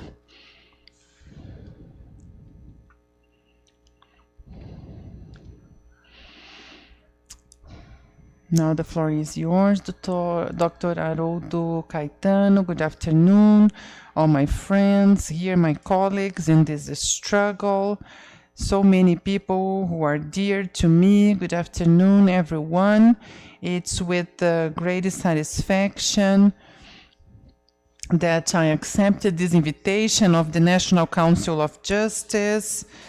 I composed the Jimenez Lopes Committee, and also now, which is a mark to this anti-asylum struggle here in Brazil, and also happy and honored to be the mediator of such an important panel with these admirable people who are an inspiration to everyone who fights this and this asylum mediation. So now it's with great pleasure that I am the mediator of this moment at the Magna Conference.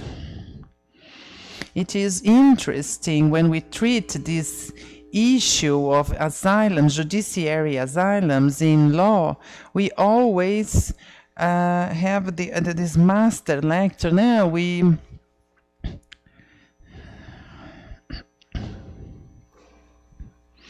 this dates back, this originated in Italy.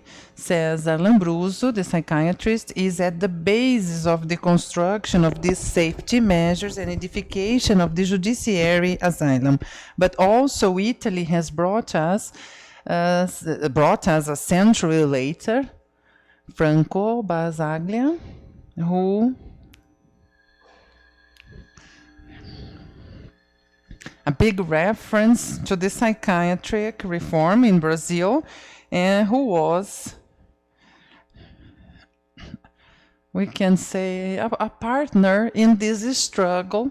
Professor Ernesto Venturini was a student, so here we witnessed this, a witness that participated in this movement in Italy and also in Brazil, so it is with great honor that we welcome you, Professor Venturini, for this master lecture today, as well as the other invitees who composed this panel, like Professor Paulo Amarante, our mandatory reference in any kind of article on mental health in Brazil. Amarante is there mentioned and quoted because this is mandatory reference because of his history marked by construction in the field of politics and also the academia in this struggle, anti-asylum struggle. Now, at this moment,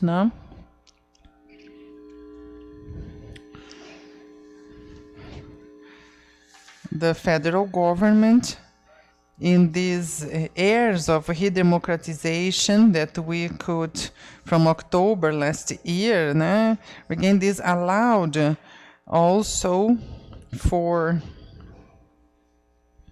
that moment that was necessary, or that condition, I would say, the environment necessary to have a more democratic breath.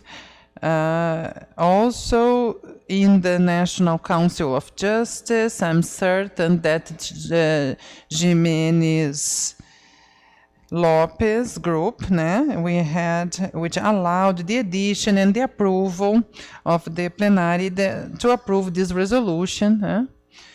So it's this time of redemocratization that Brazil is going on. The federal government at this moment means a lot also for this anti-asylum struggle. So Ana Paula at Abrasme, she represents the militants, the anti-asylum militants, the strength of all this work that we have conducted and historically has been done from the movements, the workers, the users of the services, the mental disorder service, and in many other institutions and entities and people who mobilized for this, in this movement, which is fundamental, crucial, that allowed not only there, back ago, the edition of the law 10216 in Brazil, and now this movement, together with the normative acts in the National Council of Justice, that will, it represents some hope, so which is this, the resolution 487 in this year of 2022. So we are here in a in a conference, in a lecture, the master lecture to close this wonderful day, né? Today, June 15th, here in Curitiba. So, without any other comments, I would like to hand it over to Professor Ernesto Venturini. You have 40 minutes for your speech. Boa noite, não sei, boa noite, boa tarde a todas, todos, todos. Eu cumprimento os organizzatori deste evento. Eu tive um debate se falar em italiano ou em português. Ao final decidi de falar em português, que não é muito bom, peço desculpa, mas eu confio na sua capacidade de entender.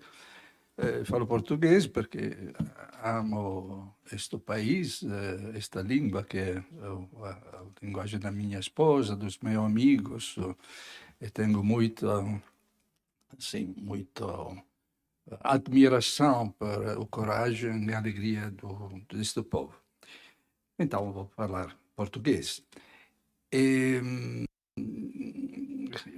O tema é o tema falar da experiência italiana. Então, pode sair a primeira slide, que é o título da minha intervenção. O que aconteceu? O 31 de maio de 2014, foi promulgada na Itália uma lei, a Lei 81, que é medidas para superar, medidas urgentes, olha, para superar os hospitais psiquiátricos judiciários. A lei entrou em vigor o 31 de março de 2015, após um prazo de um ano, e conseguiu o resultado. Foram fechados 6 hospitais públicos e um hospital privado, hospital para mulher, hospital conveniado. A popolação que foi envolvida neste processo era de cerca de 1.300 pessoas.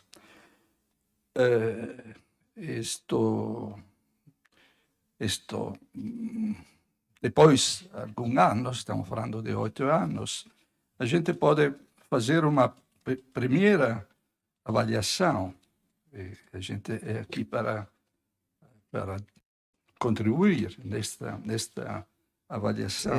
Evaluation, né, for this experience. E a ideia é que o percurso foi totalmente um sucesso, apesar das narrativas, como sempre, que tem várias narrativas sobre este assunto.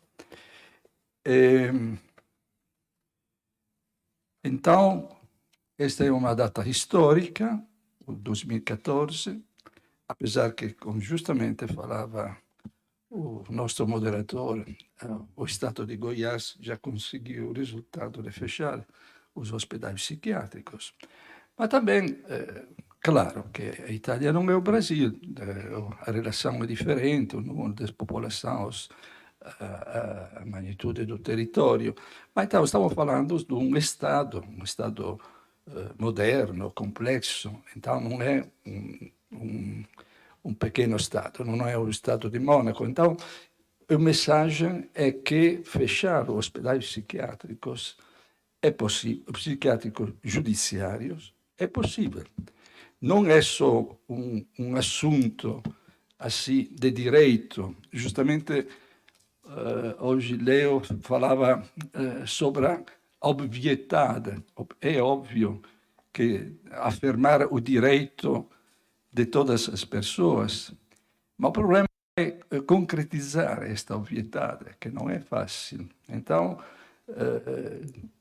em frente às perguntas, como a gente pode conseguir o resultado que vai acontecer, então temos uma experiência que já tem 8 anos, e a experiência mostra, sem dúvida, com extrema clareza, que o medo que as mídias, os inimigos da reforma, eles colocaram, que vai acontecer, aumento de homicídio, tudo isso. Isto não foi. A próxima seria, isto não é seminário internacional. E aquele que foi, que aconteceu, foi que, não é isso então, isto. Não, per l'amor de Deus, volta a primeiro. Não, a primeira. Não é esta a diapositiva, obrigado. Mas então, eu vou continuar. Não tive assolutamente nessun aumento dos homicídios no país. Mediamente, o número de homicídio são 700 circa. E aconteceu que nos últimos anos o número total de homicídio passou a cerca de 300. Não é um efeito, é um problema geral. Então, diminuíram na Itália os homicídios durante esta época. Pelo contrário, uma coisa preocupante, aumentaram um Feminicide. This is something which is a problem. It is extremely serious. Around 130 cases per year. But I am talking in general. No? If we look at the problems, the crimes that were committed to the people with mental disorders, we see that these years, in 8 years, there were around, this number is not an exact figure, no? I don't have the references in Brazil, but around 12, 13 cases of homicides in 8 years that were committed by people with mental disorders. And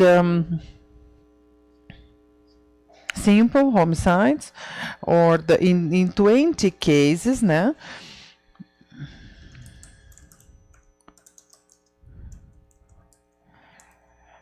an attempt to murder. So there were other problems, some persecution, an attempt to aggression, resistance over against public service. So these were the crimes that took place in that period, which are absolutely inferior to those that would happen before the law. So when it comes to this, I am evidence-based.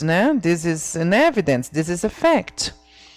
This closure of the asylums do not mean an increase of periculosity for serious situations. So we put the right of people, the possibility of getting these results. So to affirm, as some affirm, to state the need to keep those asylums is how I would say, quoting, people who need chloroquine as a treatment when there are already vaccines. So this is the message I would have to convey here. And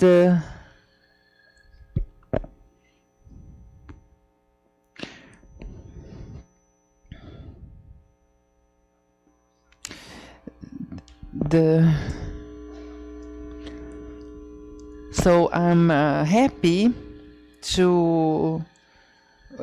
for the solution of the National Council of Justice, because this that is happening here today is not, I understand, as a commitment of everyone, justice, health sector, society, in order to get this result. Because it is different to state a right. It's to affirm the willing to with determination, in order to get this outcome, because it's not easy, which is not easy. This is a big challenge, but it's worth it. It's possible. That is the message. So we need a big capacity of movement, big determination. Norberto Bobbio says that the law of the Italian reform is in the beginning was really one of the few reforms, because it changed. There was a paradigm shift, a scientific paradigm, social paradigm shift, given the recognition of the law, the rights also for people who suffer with the mental diseases. This that I'm saying is exactly I try to communicate the experience that happened in Italy, and that's why I am going to speak, as you can see here in this slide, how we were able to reach this, to achieve this result. After, we are going to talk about the current situation of the reform there and some critical evaluations, because we are not completely satisfied with the results, but it is a situation in transition, and after, when I will conclude with some considerations of exactly this, the reform in Italy, here in Brazil, the differences, the possibilities, and how we can use this experience here.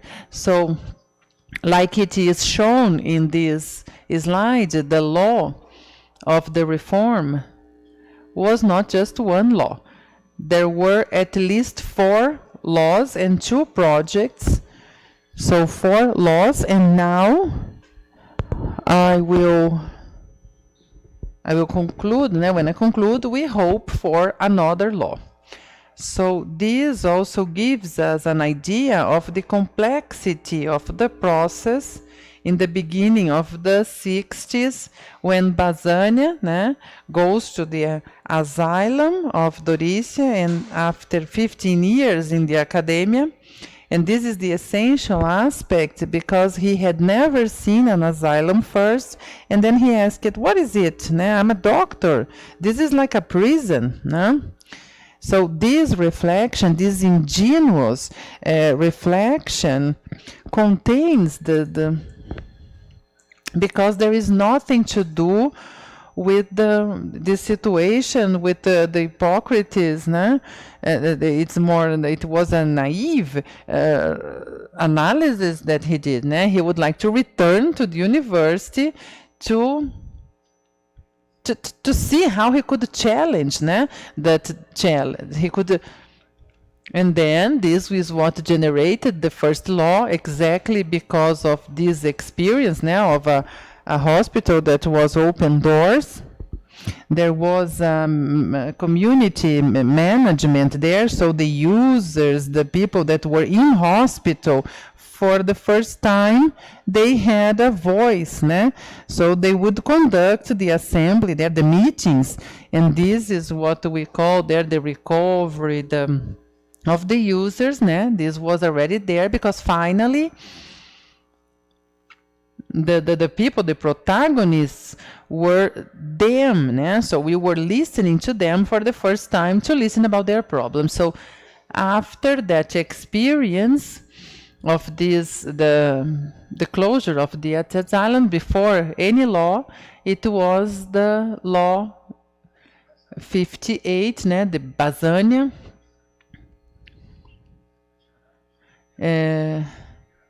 We thought it was like a mediation. It was not exactly what we thought would be important.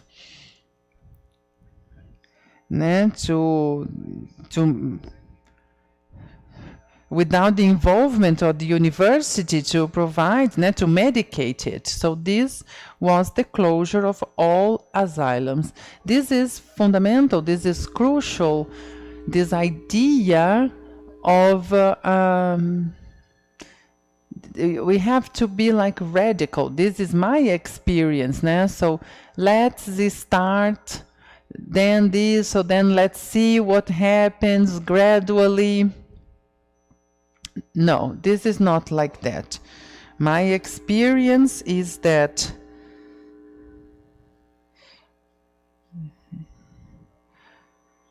we need to get the results for everybody.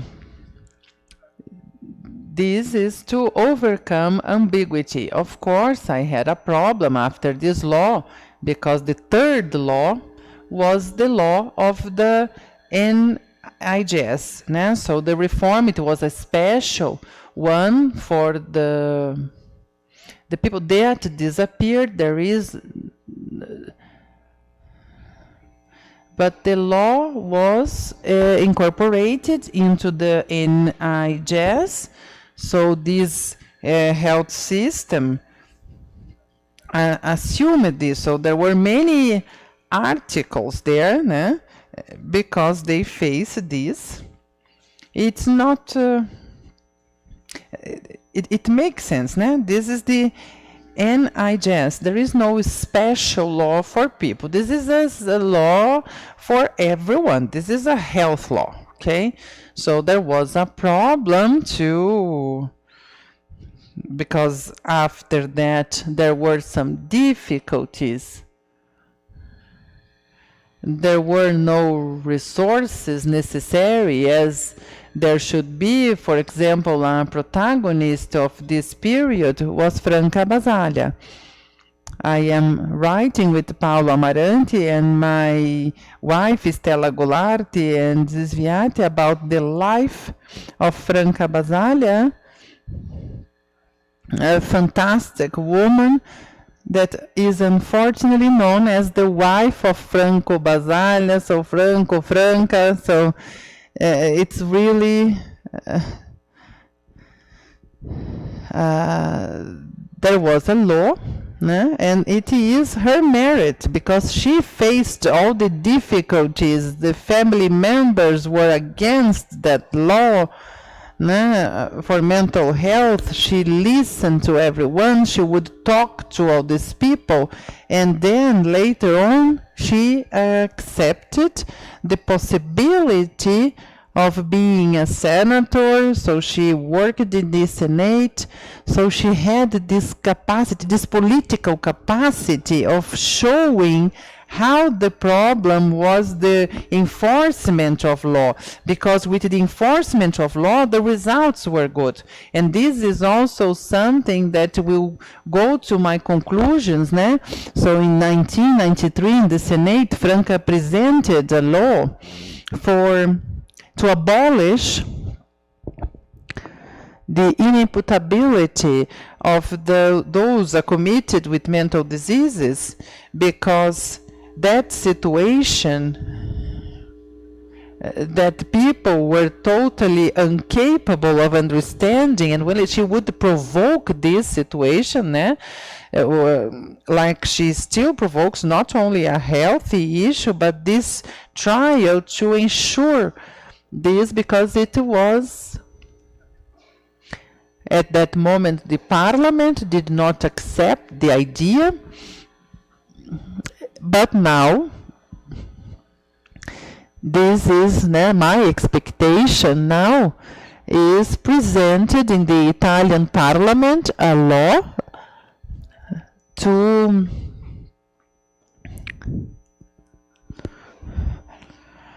close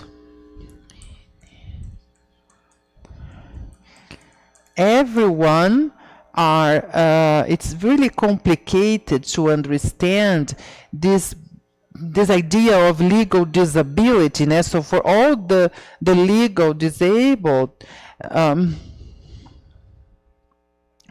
possibility, it's really difficult to understand that someone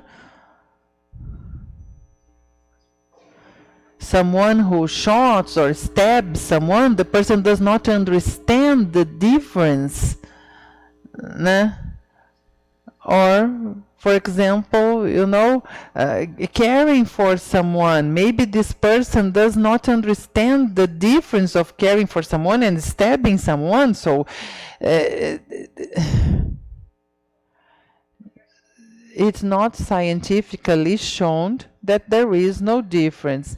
I'm not talking about organic situations, of course, for somebody in a coma, that would be different. But this is just to express some thoughts. And something that I would like also to say is that the enforcement of law, that is not simply the principles, is that it means to go into practice, of problem solving. This is, for example, the Brazilian law, which is, they call it Lei Delgado, but it is not that law that we would expect, something that could be expressed differently but did not happen. But the practice, the capacity, the struggle, the anti-asylum struggle, the presence of the protagonists, those professionals, the work, the practical work, this is what, and it's the practice that would make the law happen. For me, as an assessor of the PAHO, we worked before, so I was admired with the work of some people that look weird to me, Domingo Sávio de Nascimento, because he was the coordinator of mental diseases in the ministry, but he had such a capacity to face things in a very simple way, so, which was a modality, so not ideologically, but in practice.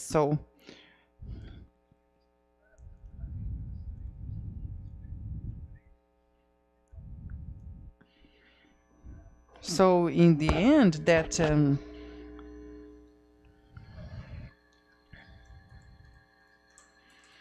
so he could show that those structures did not respect the rights of people. So there was no funding anymore. So it was that simple. Go back home and think about the possibility of maybe sending these people back home and assessing, of course, evaluating the cost of keeping that people in hospital or having a budget in order to allow these people to go back home and then evaluate the situation. So just to express that, I think we should understand the Domingos, because this year he had an sclerosis. It's really serious. He is disabled now, so I think that it's important to recognize his work and his big capacity to face that moment and the possibility of doing that. This, by saying that, I would like to say that the principles are necessary. It's necessary, the practice is necessary. So, like I said, it's a commitment. It's a commitment of everything, of all these people.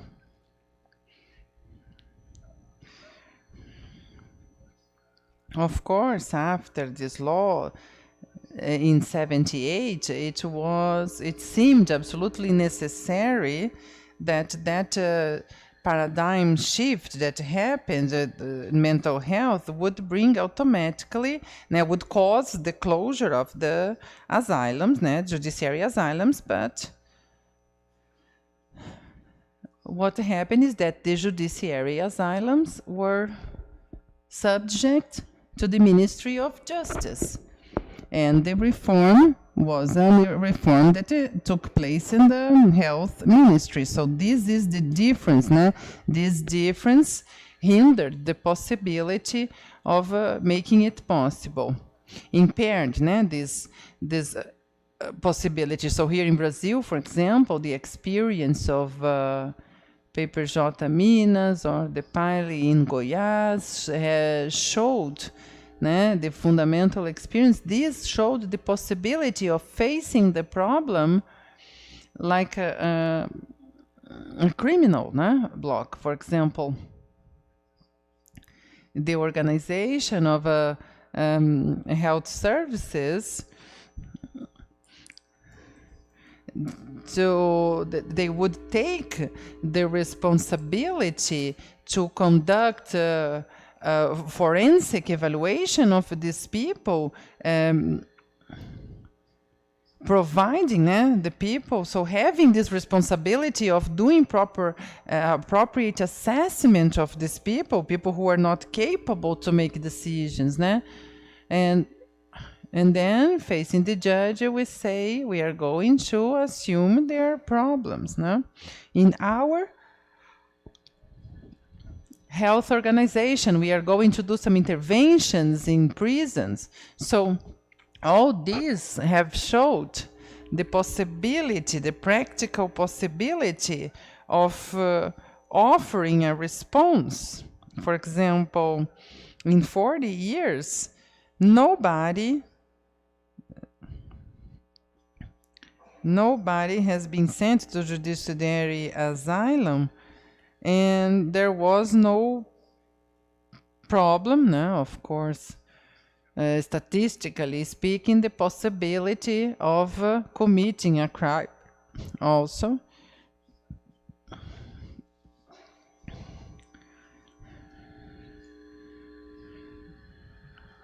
This did not happen, so nothing happened. So this offered the possibility for the judge to say, okay, there was this concrete possibility of this combination of justice and health, which was shown in Brazil, that the project of the National Council of Justice with this resolution is going to face. So it is possible. There was previous experience which shows that. Of course, we have to develop some knowledge, but also the capacity of a work network. There are many things to change. A paradigm shift is necessary. We have to change mindsets. We have to change the psychiatrist and psychologist mindset of everyone. This is, of course, crucial. Of course, that militancy, like we said, was something important.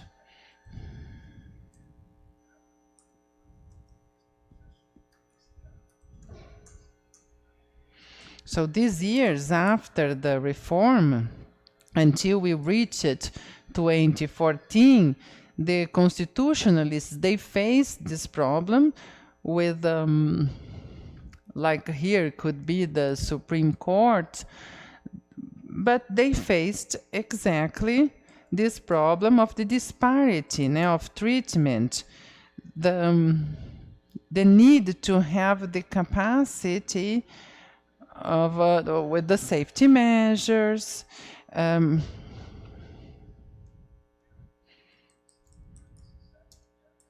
It was necessary to send people for an evaluation. So it was necessary to ask for a clinical report. So the judge, for the conviction, could change the measures, the safety measures, in the sense of a different capacity based on the experience of the National Council of Justice to face this issue. So justice, of course, put itself in this situation. So now, please, if you can show the next slide. Yeah, this slide shows the psychiatric, the asylums before the law. So the numbers of asylums, they are And what happened was that first, something which is really important, most of the asylums in Italy were public, and most of the judiciary asylums were public, and the capacity, this involved all the psychiatrists were always totally favorable to the reform. And also the organizations, the psychiatrists, the organizations would talk about the necessity to overcome this asylum. So this was something that this meant more strength for us to face the problem. So we carried out some visits, some surveys, we showed the situation, we conducted many surveys to show this, and then there was a complaint against the situations of the judiciary asylum for mistreatments. This has caused the constitution, the formation of a commission of health in the Italian Senate, with the presidency of a Senate who is Marino, who was very famous there. So he visited together with the representatives of all political parties to the judiciary asylums. So they have the right to enter whenever they want, and he filmed all this, he took it to the president, showed the film, and then the president, in his discourse, in his speech at Christmas, he said, "There is something which is a shame in this country, which are the judiciary asylums. I am ashamed of this situation." So, period. That was really easy, because after that it was easier to reach a resolution.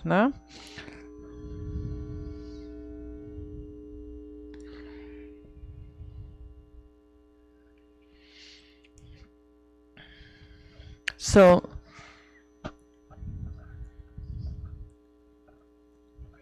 there were some places called Rense that were the residences for the execution of the safety measures, in order to provide the clinical report. So basically the idea was to use these residences as a place where it would be like a phase, that the people would have this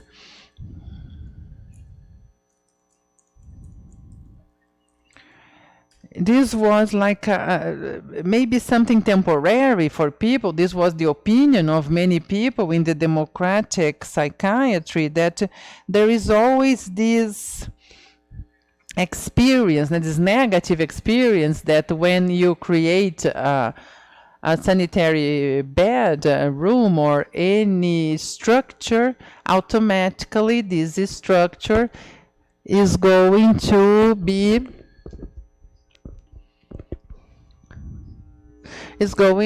used at its maximum or too much. This is another thing, after I will talk about it, because when they carried out this, paradoxically what happened is that the judge,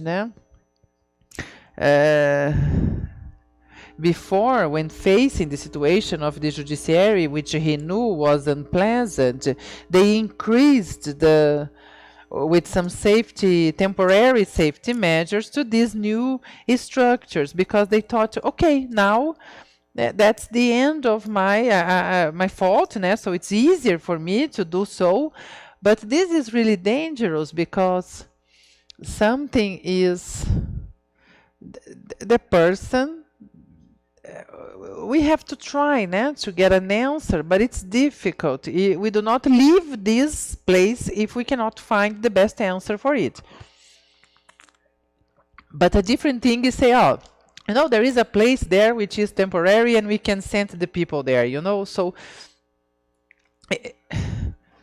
our opinion, the opinion of the Democratic Secretariat, is that the solution, the best solution, and for us it is still be the best solution in some regions like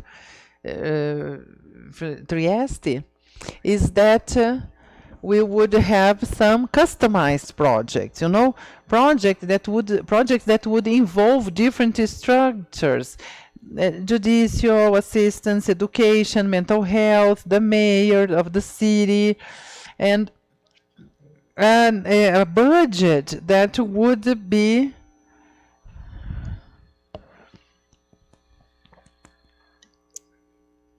the cost for the state, and with this money will be used for the people, which is an incredible amount. You cannot imagine how much it costs a day in hospital. You do not imagine how much all the organization which is necessary, doctor, psychologist, social assistant, a cook, so it's a huge cost. It's a big cost. If a person can use this money, they go to a good hotel. I'm just kidding, but if there is this economic possibility to respond to difficult situations, it's not a small amount of money. But let's go very briefly. I'm running out of time. Please, the next slide. So this is what is written there. So I'm going to read. So this is the law 81. The regions must have everyone. This was a fundamental aspect, because the regions would have to receive or welcome all these people in judiciary asylums, but health is the health of the territory. This means that each region, each situation, health situation, has to be done regionally. And these structures are structures with this characteristic, which are the competency of health and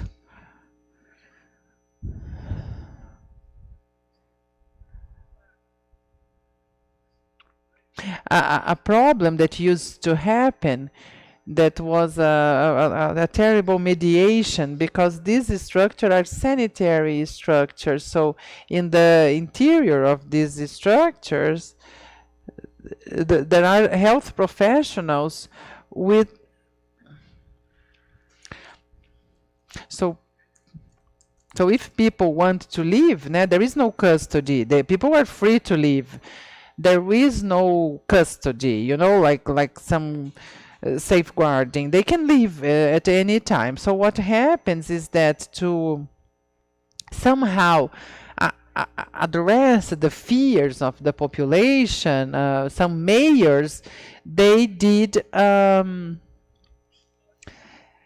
established an external custody, which is a paradox, so cameras to control or close doors as the way to face population fear. But in the countryside, if the people said, I would like to leave, they can open the door and leave. So this is to express a contradiction that still exists, because many of these situations, they seem terrible. But it is a temporary situation. So you can see these are the characteristics of these. So these are these residences are temporary. There is an internal management of them, which is in charge of the health sector, a more familiar characteristic. So in order to close the asylums, we found that was the solution we found.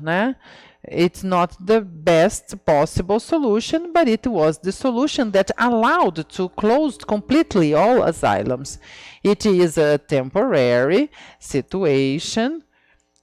If we can move to the next slide, I'm going to talk about it, because to explain this transitory situation, here you can see all these structures, these residencies that were, most of them are temporary. There are around 26, 27 of these residences that were. The next also show the situation of these residences per region, which shows the operation of these residences. You can see all the characteristics, according to the region, the number of people that they can attend, the average of people that occupy these places, and the characteristic that refer to the occupation and the percentage of occupation, and also reference, because of course the regions have different populations, so how many vacancy per inhabitant, per million of inhabitants. This shows us the situation in Italy. Italy had a region, treated the health divided per regions. You can see the difference between, for example, you have to go one slide back, please. Yeah, Lombardia and Friuli di Venezia Giulia. In Friuli di Venezia Giulia, we have just 2 places being used. But in Lombardia, 151. Why is that? Now, what happens there? Of course, that Lombardia is in Milan, a more complicated situation, but the difference is that in the region of Friuli Venezia Giulia, there is a community work which is wonderful. Nobody goes to the RAMs, these RAMs are generalized. Lombardia, that has a different logic, a neoliberal logic where problems are structural, so you can see what happens. So we have this situation of the RAMs. We can see in the next slide, please. It shows exactly the difference of what happens in Italy. And these differences show different models of attending. So law is necessary, but also structure is necessary to ensure all this process. Another thing here show the problems, people who are waiting to go to be sent to this place, because actually the number of vacancies is inferior to the number of people who are waiting for the service. You can advance in the slides, you can see around 500 people who are waiting for this vacancy. So this is an extremely result. You can please go to the next slide.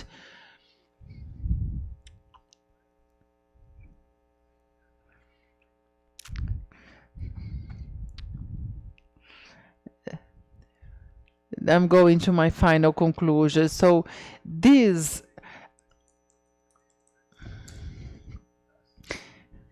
disorder, this lawlessness is due to the laws are not complete, because this association of social risk and safety measures, the double way, I don't know how to say that, in Brazil, and other dispositions, because there is in the criminal procedure, so we have to understand what the criminal procedure is. Now, it cannot be a fascist criminal procedure, and all the criticism around this will try to abolish this criminal procedure, but in Italy they could not change this code. So there is a proposal of a law 2939 that was presented in the parliament exactly by to stop with this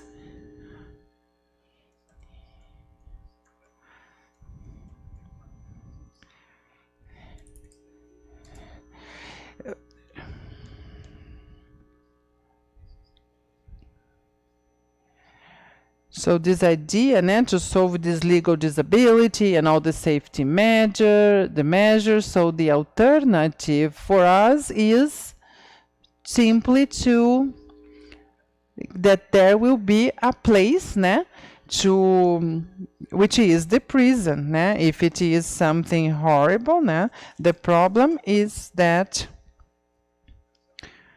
we have to overcome. So this would mean the need to face also the prison system problems.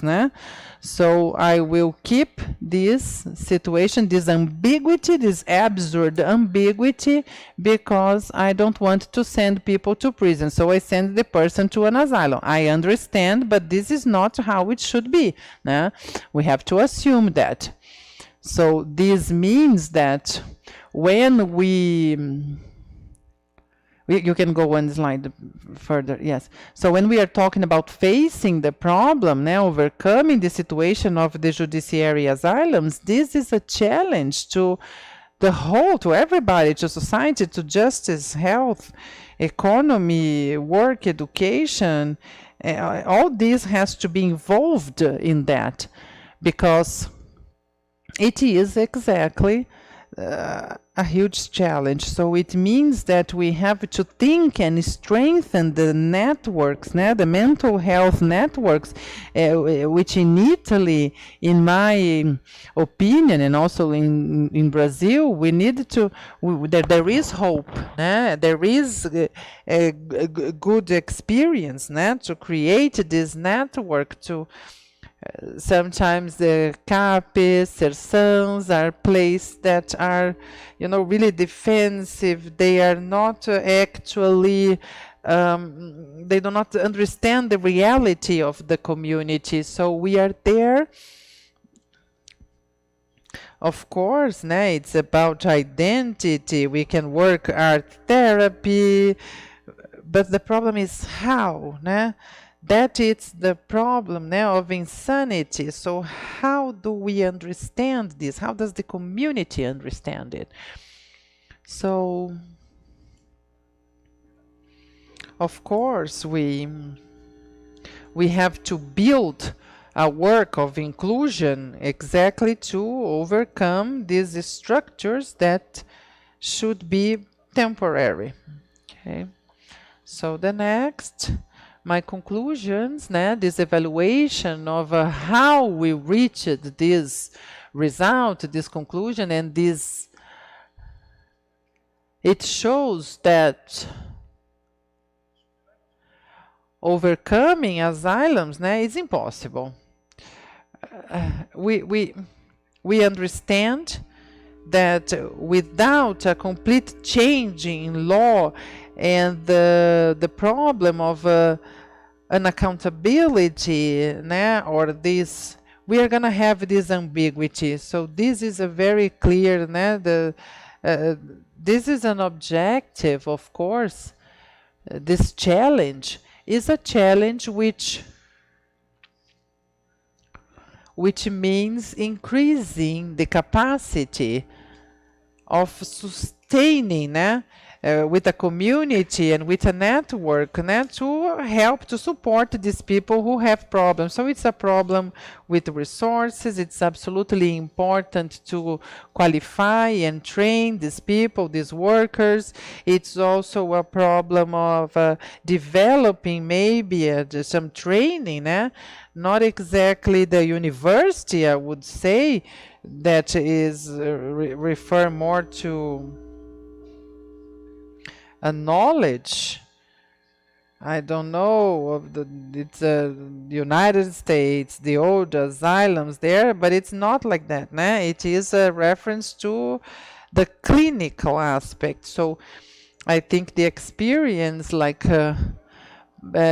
Pali and JHPJ, they showed this capacity of facing this. So they have an experience that they can offer in the sense of this qualification. So all this includes exactly this complexity, this difficulty. There is a big challenge that we cannot say, okay, we do not have the tools for it. No. The idea is now, okay? We have to face the problem now. And everybody or nobody, I would say everybody is nobody with the... So I did not say what I wanted to say, but I was mentioning Franco Brasaglia in 79. He referred to the closure of the asylums in general. But this can be exactly, this is very updated because he said that what is important is to show that the impossible can become possible. 10, 15, 20 years ago, nobody would think it was possible to destroy asylums. But on the other hand, what can happen is that the asylums can really close. With the support of people and the community, it is something possible.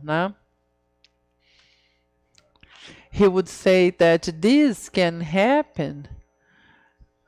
And in Italy, we have huge problems. I don't know if you are aware, we cannot talk about politics, but we have an extreme right government which is not very sensitive to the social problems. And also there are many other aspects there, but probably you can help in that sense. Italy at this moment, like in the past, that was another thing that happened, but Franco Basaglia said that the important is another thing. It is to know what can be done. That is the important thing. It's really important to know what can be done. This is big. This is really strong. That is the message. Thank you very much.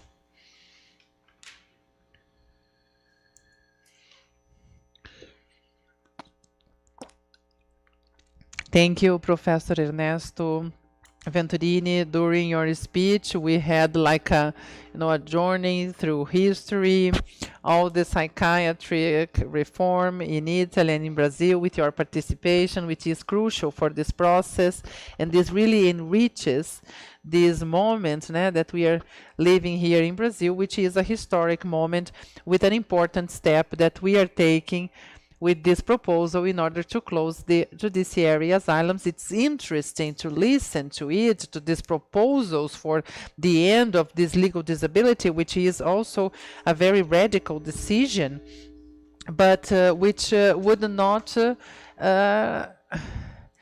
it would not by any means prevent those people to be arrested. It's something interesting, but it makes us really think, because it is also considering the permanence of these people in these asylums. In Brazil, it wouldn't be possible because of the constitution that demands. The Brazilian constitution did not consider the risk levels, 1978, the guilt, so they demand that to impose this, it's necessary to have the culpability, né? So thinking about the extinction of this in the Brazilian context is something which is, né, complex. I would say it is necessary to face this culpability, the culpability of those, né, with the mental disorders, those that are responsible, né, but to differentiate, né, this. This would provoke many reflections that will certainly be taken into consideration in this event and in our discussions from now on. And I would like now, unfortunately, before your presentation, I did not mention your curriculum here to the audience, but I would like to correct that by saying that Professor Ernesto Venturini is a psychiatrist in the field of human rights. He was an assistant at Medicine University of Catholic University in Rome, also a cooperator of Franco Basaglia in the disinstitutionalization of asylum, where he had the position of chief physician. He was also a director of mental health in Imola, also PAHO for Latin America.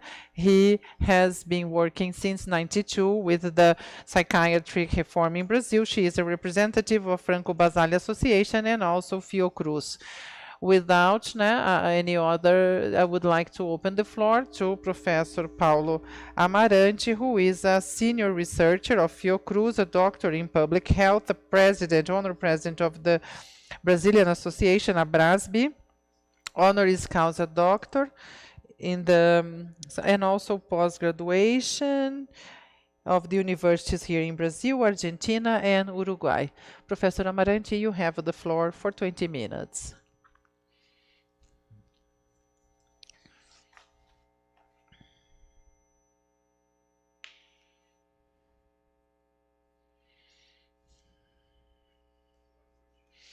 Good evening, now it's good evening already, right? Sorry, I will speak from here. For me, it's better. I am standing and I can stretch a bit. I can see you better because you were really distant here from us. At least I can see you better. I see you closer to me. And I would like first to thank and congratulate the organizers for this initiative here in the National Council of Justice, all the entities involved. I would like to greet and thank for everyone involved in the organization of this important event. I think that we are really living a historical moment in the country with the struggle for human rights, equality, overcoming many violences that were carried out on behalf of reason, God, justice, science, and many others. So I would also like to say the honor that is to be on a panel presided by Haroldo Caetano. I want his book. I know a lot about his work, but in practice, and I mention his experience because I know how important it is. We are friends for long. He was my supervisor in the postdoctorate in Imola. We worked many years, but I would talk from where he stopped, when he mentioned Franco Basaglia. It was the person that I had the possibility to meet, and also Franca, and he says it's something important because when he says it's possible to do it, so my speech is fundamentally what can I say in an international seminar with such important people. Today, with no demagogy, I have learned a lot today. So I reflected some innovative questions to me. We are living here with all these speeches today with very important considerations at that moment that we are rebuilding this country. Last year, we had the seminar of 40 years. I coordinated this at the Fundação Oswaldo Cruz. It was a pioneer on this work of psychiatric reform, and we called this seminar of rebuilding the future because many years ago we had a project for the future and it was thrown away, but now we are going to rebuild it and move forward. So I was wondering on maybe having more like a testimony of somebody who is working for almost 50 years for this struggle, this anti-asylum struggle, trying to defend our NIJS system, not only talking about the possibility of having this anti-asylum policy, but the anti-asylum policy with the judiciary. So I would ask Samuel to share my presentation, Samuel. So I cannot see it from here, but just to remind that first photo there, some people have seen it, but this was an experience that marked me. With a photographer from O Globo, we took this picture of a woman that was forgotten. This woman died, mummified in the cell. So to see the level of violence, of abandon that people live in these institutions. And this situation, when we started with all this movement here in Brazil, I was a doctor, recently graduated as a doctor. I was fired from many asylums from my graduation, and I was impressed because we had around 80,000 people in asylums in Brazil, 80,000 institutions, and Professor Luiz Cerqueirinha, how we used to call him, he said it was impossible to know. There was no statistics about it. There was Juqueri. Juqueri has documents that said they had more than 20,000 people there, and others, a recent research, now Capa Branca, that was written by an employee, that says that they had around 30,000 people. Imagine an institution with 30,000 people. And today, after preparing this speech, I remembered the film. I don't know why I didn't remember this before, from Frederic Weisman. Please Google it, access this film, because this is one of the first documentaries. This is all true because he shows the daily life of an asylum, judiciary asylum, in the United States. It is of such violence, it's something that is difficult to imagine. So this was more or less the institutions that we knew, the people who were sleeping on the floor, the discussion of a colony, a colony of prisoners, of institutions where people had as a principle to clean society, to remove these people that were undesired. So I found a testimony of somebody who would say, this is published in some articles, thanks to the Minister of Justice, as there were 5,000 people there. They would place all the people that were the unwanted people, Marxists, people that were communists, and poor people, etc., and so on. So children and orphans and so on. So it was an institution aimed at being a colonia, a place where these people that were somehow a problem to the society would be sent to.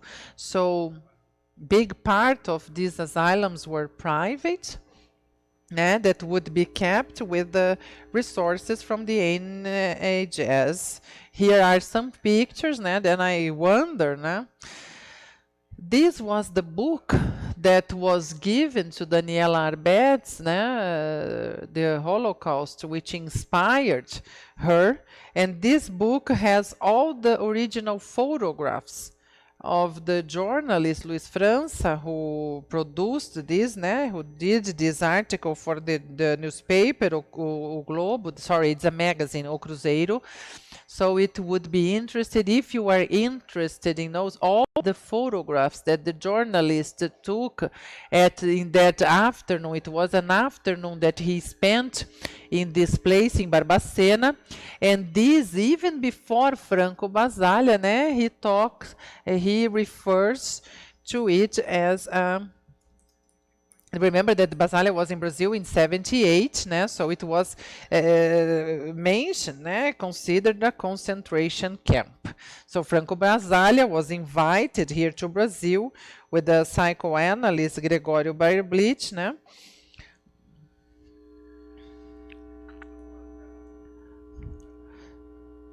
So just to relate this, I don't know if I can see the slide from here, but first we had a law, an ongoing law from 1934, after the first National Conference on Health, mental health in 87, there was a commission to see this legislation. This commission elaborated a project of law from Paulo Delgado that was a very progressive project of law that would propose progressive extinction of asylums in Brazil and its replacement by other treatment methods. So it's possible to say that this project of law was really advanced, was really, it was not approved. It was 12 years there being analyzed. When it was approved, it was a substitution that was, talks about right of people with mental diseases. Now it is questionable because nobody is committed with this. This is like an experience. And even then, this movement of the psychiatric reform, the anti-asylum struggle,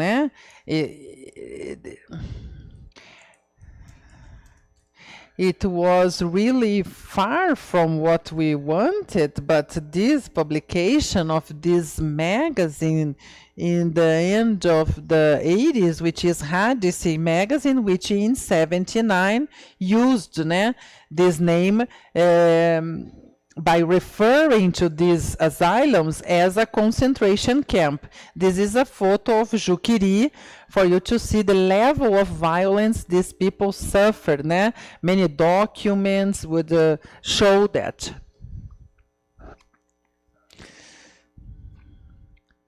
So this moment of the approval of this project of law was fundamental in that context, that for the first time in Brazil they decided to close this asylum, not because of lack of resources, but to implement another model. It was really important. It happened in Santos.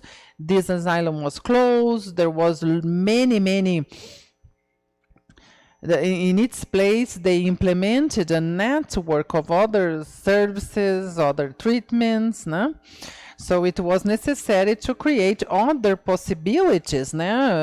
Some houses, some places for them to work, some cultural activities, and so on. So this served as a model, let's say, for the project, for the psychiatry reform in Brazil, which is all the relation that the society has with those they name as different and mad. And Samuel, you can go ahead.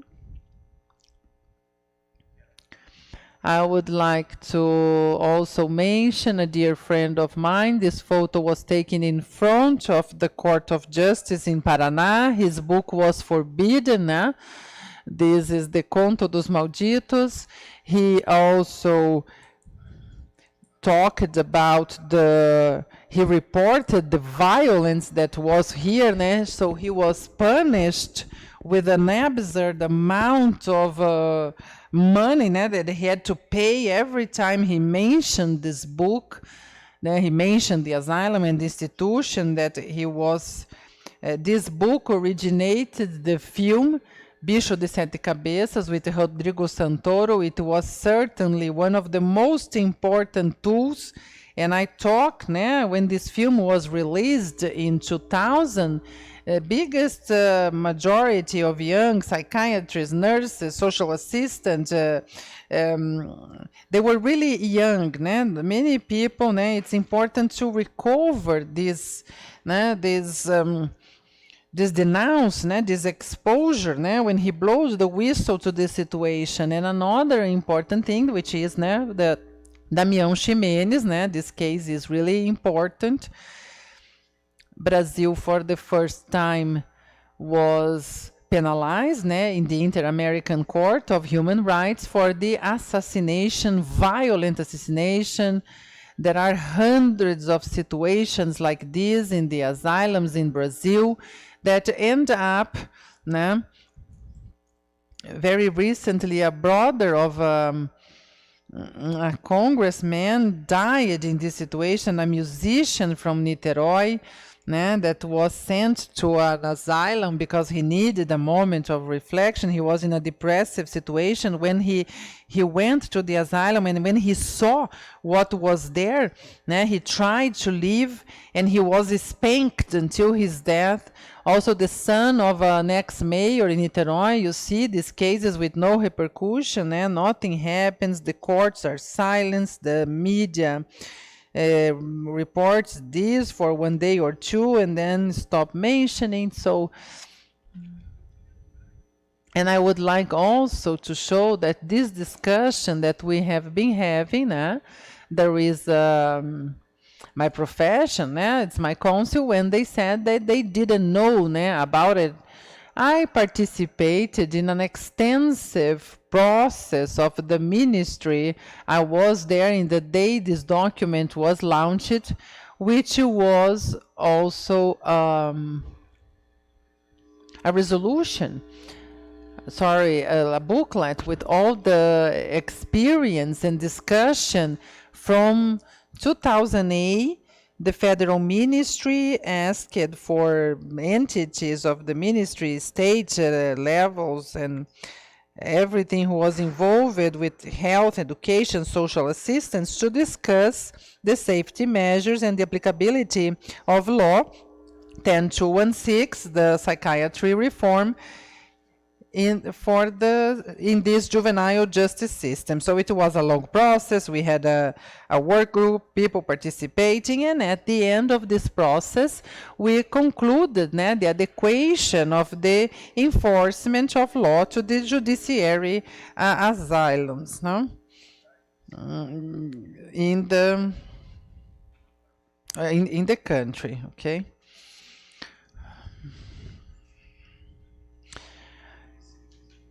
And this movement was vastly broadcasted. Many people participated in this.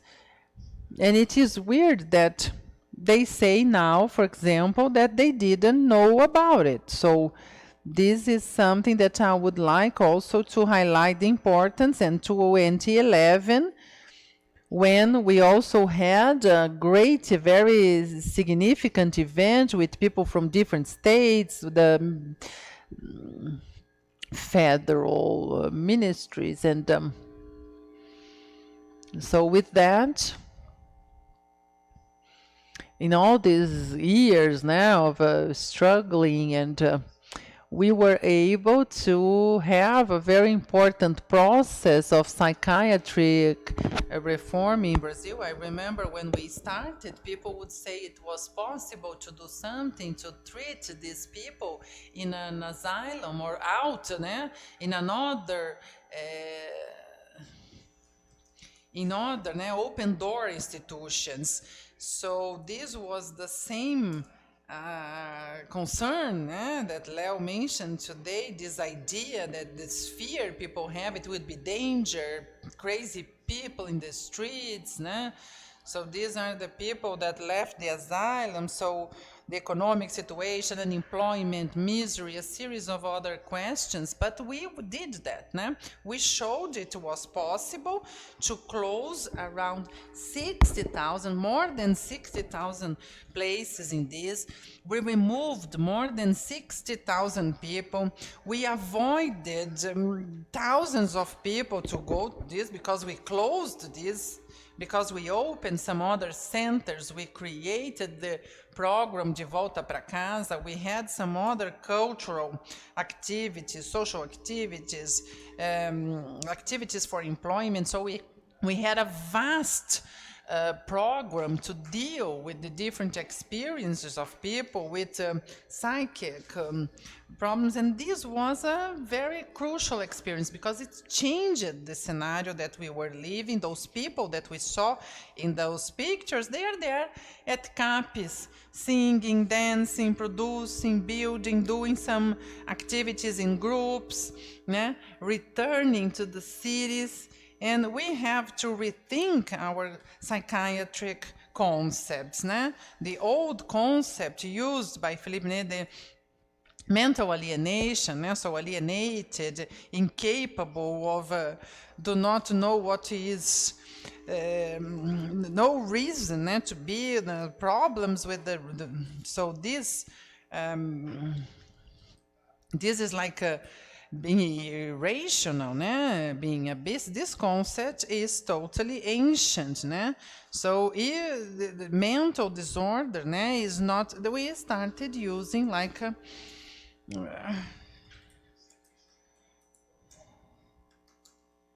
I always talk about my students, mental health students, to look for maybe other names, né? What exactly we mean by disorder, né?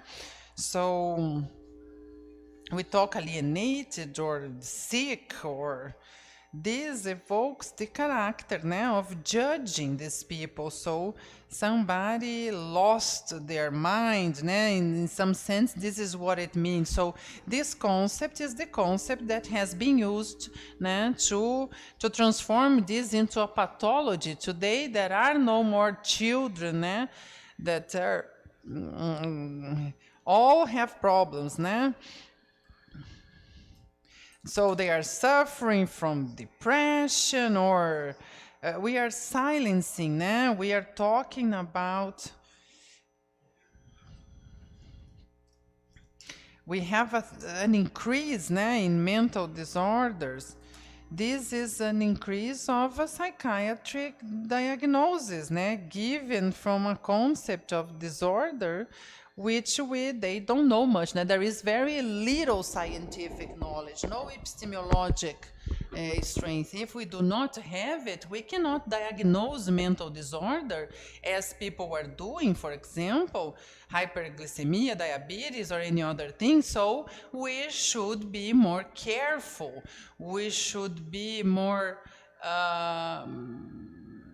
we cannot send them to asylums or apply some electrical shocks or lobotomy, so banishing them from society, for example. So it's really necessary, if we are aware of their limitations of this concept that we still use, it's more a moral concept, né, which is also historical. There is a certain context, né, cultural context also involved, so we have other ways to deal with these people. So for this reason, I think I ended up exceeding a little bit my time. I would talk here what Lima Barreto said. Lima Barreto wrote a book called Live Cemetery, and one of these days I was thinking, né, how smart this author was, né, so talk about this asylum where he was for some time. This is a place where people were buried alive, né, so dead, né, socially speaking, dead, like humanly speaking, they are living like zombies. So Lima Barreto inspires me a bit to say that we, né, maybe, I know many people that we resurrected, né, after being locked and punished and bestialized, whose destinies was death, né, and today are able, né, revived, né? They are also fighting for this movement in this struggle, né, for these survivals, né, examples to some many countries in the world. There is a big engagement, né, solidarity economy, to income generation, many projects with the users, and the cultural projects as well. I have to finish with a sentence that I heard from somebody. They say, this these people from mental health, they are really creative.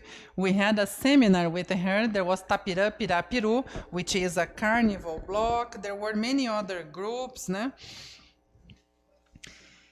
And he said, these people from the mental health, Gilberto Gil, né? The Ministry of Culture. So here, my time is over. I would like to thank you all. It's possible, no? I would like to finish by saying that it's possible.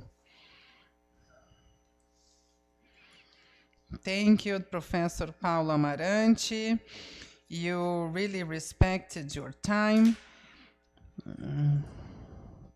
This is important, né, today, because the two speakers still have to say their words, but it's interesting when you remember, né, the prosecutor for the public ministry. I participated in the elaboration of this together with a group of other people, né? And we really believed in 2011 that we would have a transformation of this reality of the asylums, and more 12 years passed, other 12 years passed, and we are here insisting with the same proposal. But you and Professor Ernesto Venturini, this historical aspect, you completed from the beginning of the movement there in Italy, and now the whole process here in Brazil with your report. So now I would open the floor to hand it over to the next speaker,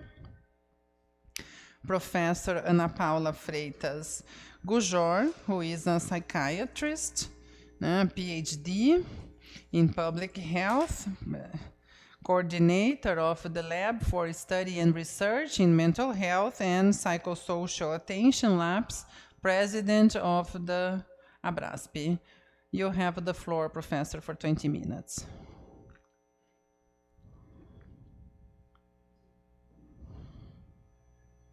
I will ask them for my presentation.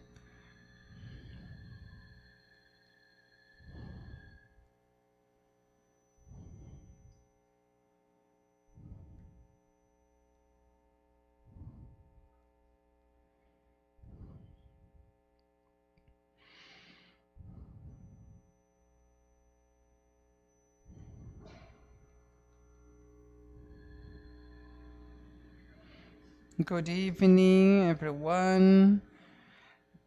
First of all, I would like to thank the kind words of Haroldo Caetano, a good fellow I have in the public ministry in Goiás.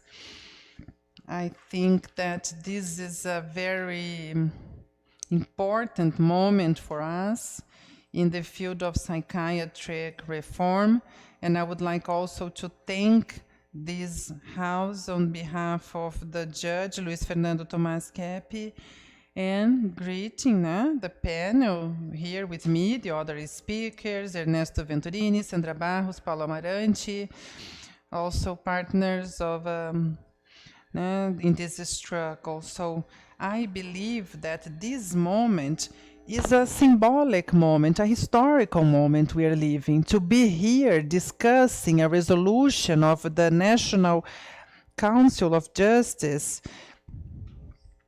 to the operators, the law operators, in a reconstruction together with the workers of the psychiatric reform, the workers in the field of mental health. This is really innovative. Although, like Paulo Amarante says, Dr. Haroldo also said, in 2011, there was this idea in 2002. 2002 was the year where we had the first meeting with entities, sectors, inter-ministry sectors to discuss the same topic. But I believe that this moment now, we have all the conditions, even though we are coming from a delicate moment to our democracy, I believe that today we have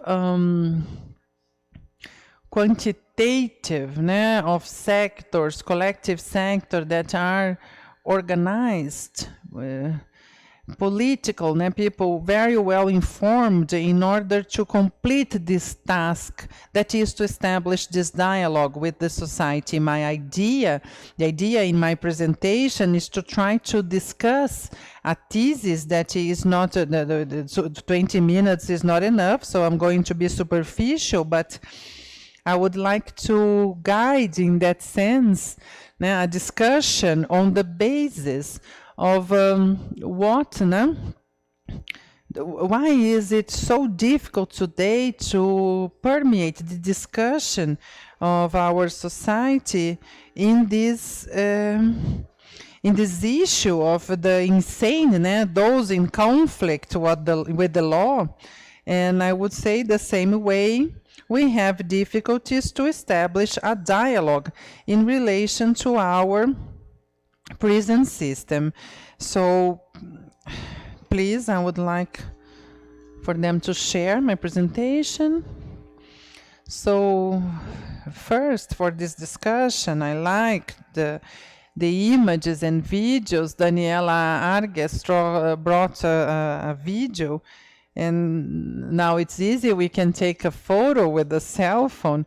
I bring here 2 films, the Chronicles of Aline Alvarez and the House of the Death with Débora Diniz. Aline also had a doctorate thesis on the asylum in Belém, and Débora Diniz has a book, a very strong book on the Celso, from the Judiciary Asylum in 2011, also called the Asylum. So if you can watch these films, I think it's really impactful, really important for us in order to understand these issues involving asylums.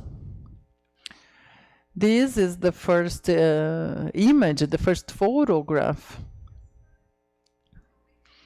This is now the Federal University of Rio de Janeiro in Praia Vermelha, and this is where the first ward, that was the service of alienated and delinquent, Lombroso session.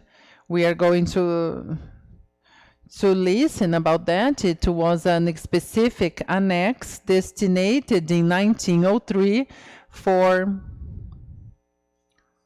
to be the space where the insane, the criminals, could be sent, and also some mad criminals. So this way, in 1903, they established that they should build the judiciary asylum, but each state have their own, and while this didn't happen, they would create these special annexes. There are news that this Lombroso session has some reports of being in operation from 1910. So I brought this place, this National Hospital of the Alienated. The importance of this in this history of psychiatry in our country, for the ones who don't know this process, it opened when the emperor, so they called it the Dom Pedro II asylum. So it is really symbolic that a space for the control, a space was an event, was something that showed the birthday of a monarch, the age of majority of a monarch. So this section, Lombroso, was the first in the country also that it was a space where those criminals these mad criminals would be sent, and now from a judiciary definition, right? But in the 19th century, we have the first judiciary asylum, no? It was not the name at the time, but it was a special prison of Broadmoor in England. This in the 19th century, in 1863. In France and United States, it was not so clear what space these people would be sent. Sometimes they would go to prisons, and some places they would go to prisons, and others they would be sent to asylums. So in the second half of the 19th century, in the beginning of the 20th century, we had a moment of change, a shift in the urban space. So we are going to consider, I think that my colleagues placed here a lot of the social context with the increase of conflicts as an important factor in this need of the more vulnerable. So we have an increase in conflicts, in this restraint, this confinement of these people, with the increase of industrialization, urbanization. In Brazil, specifically, especially in Brazil, we have a context, somehow we can talk about it. It's really different from the European context because we are also talking about a workforce that are slaves, that were abolished, but they were left to in a government that was to ensure the elites. So this makes this space of confinement, either asylums or others, it would be spaces that were to keep the status quo of this. So I would like to highlight that in this moment, the criminals and crimes in this period, they were a target of discussion about crime and insanity, criminal personality. So we can think about this idea of crime and madness, punishment, treatment, psychiatric justice, and this structure of a system, a legal system in the 18th century will generate an amount of people who are arrested, they lose their connections. This is a little bit similar to these people who lose their, so they are, this makes, this creates a social type, this criminal has a social type, and then they start having some typification of this place of crime as a place with certain similarities to some kind of disorders that in the 19th century is diagnosed. It is a very rich moment to produce justifications, and once again, medicine serves in the psychiatry, in this case, as a support for the exclusion. And the operators of the law. So this legal system, this punishment system is the psychiatric model,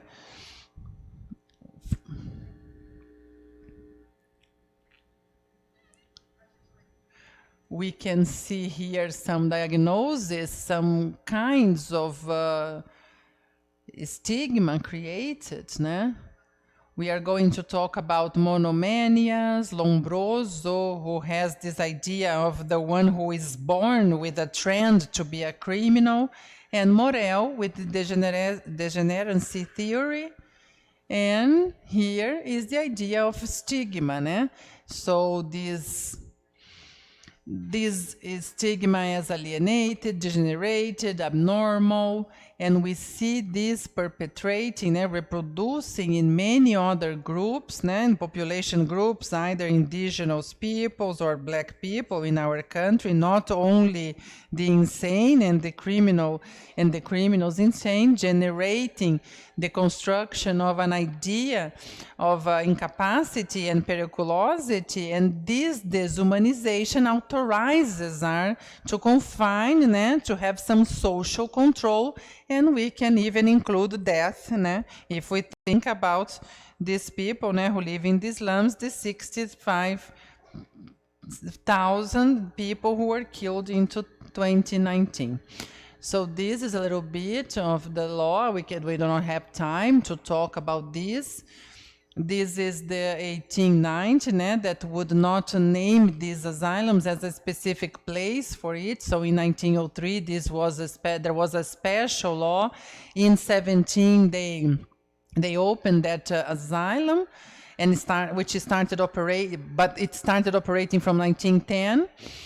And then Heitor Carrilho, né, which was the asylum, in 1850.